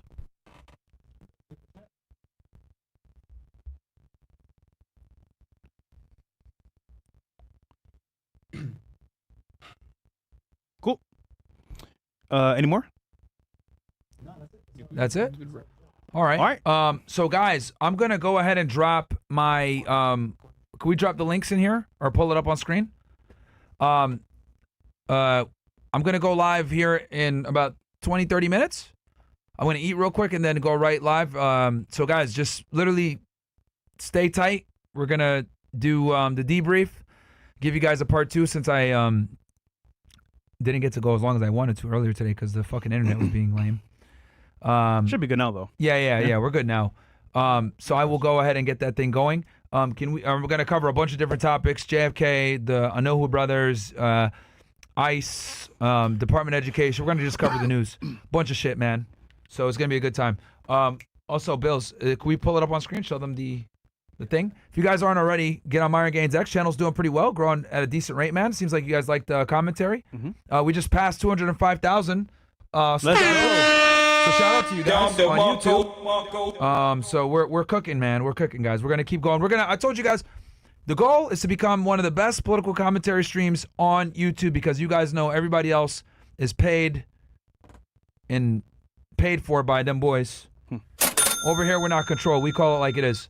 So we're gonna keep it raw because, bro, we're just niggas that teach you guys how to get girls and make money and be attractive. So political commentary, we're not paid by no fucking political organizations to tell you guys, what they want you to hear. We're gonna tell you guys what it is, man. You guys know I voted for Trump, but I've been critical of him too. When he does some fuck shit, I tell you guys. So we keep it real, man. By the way, anyway, we'll drop the link in the chat for you guys. It's dropped. It's in there already. So go over there right now, guys. I'm gonna go live here in less than 30 minutes. Literally, like probably within 20 minutes. All right. So love you guys. See you guys here in a little bit. Peace.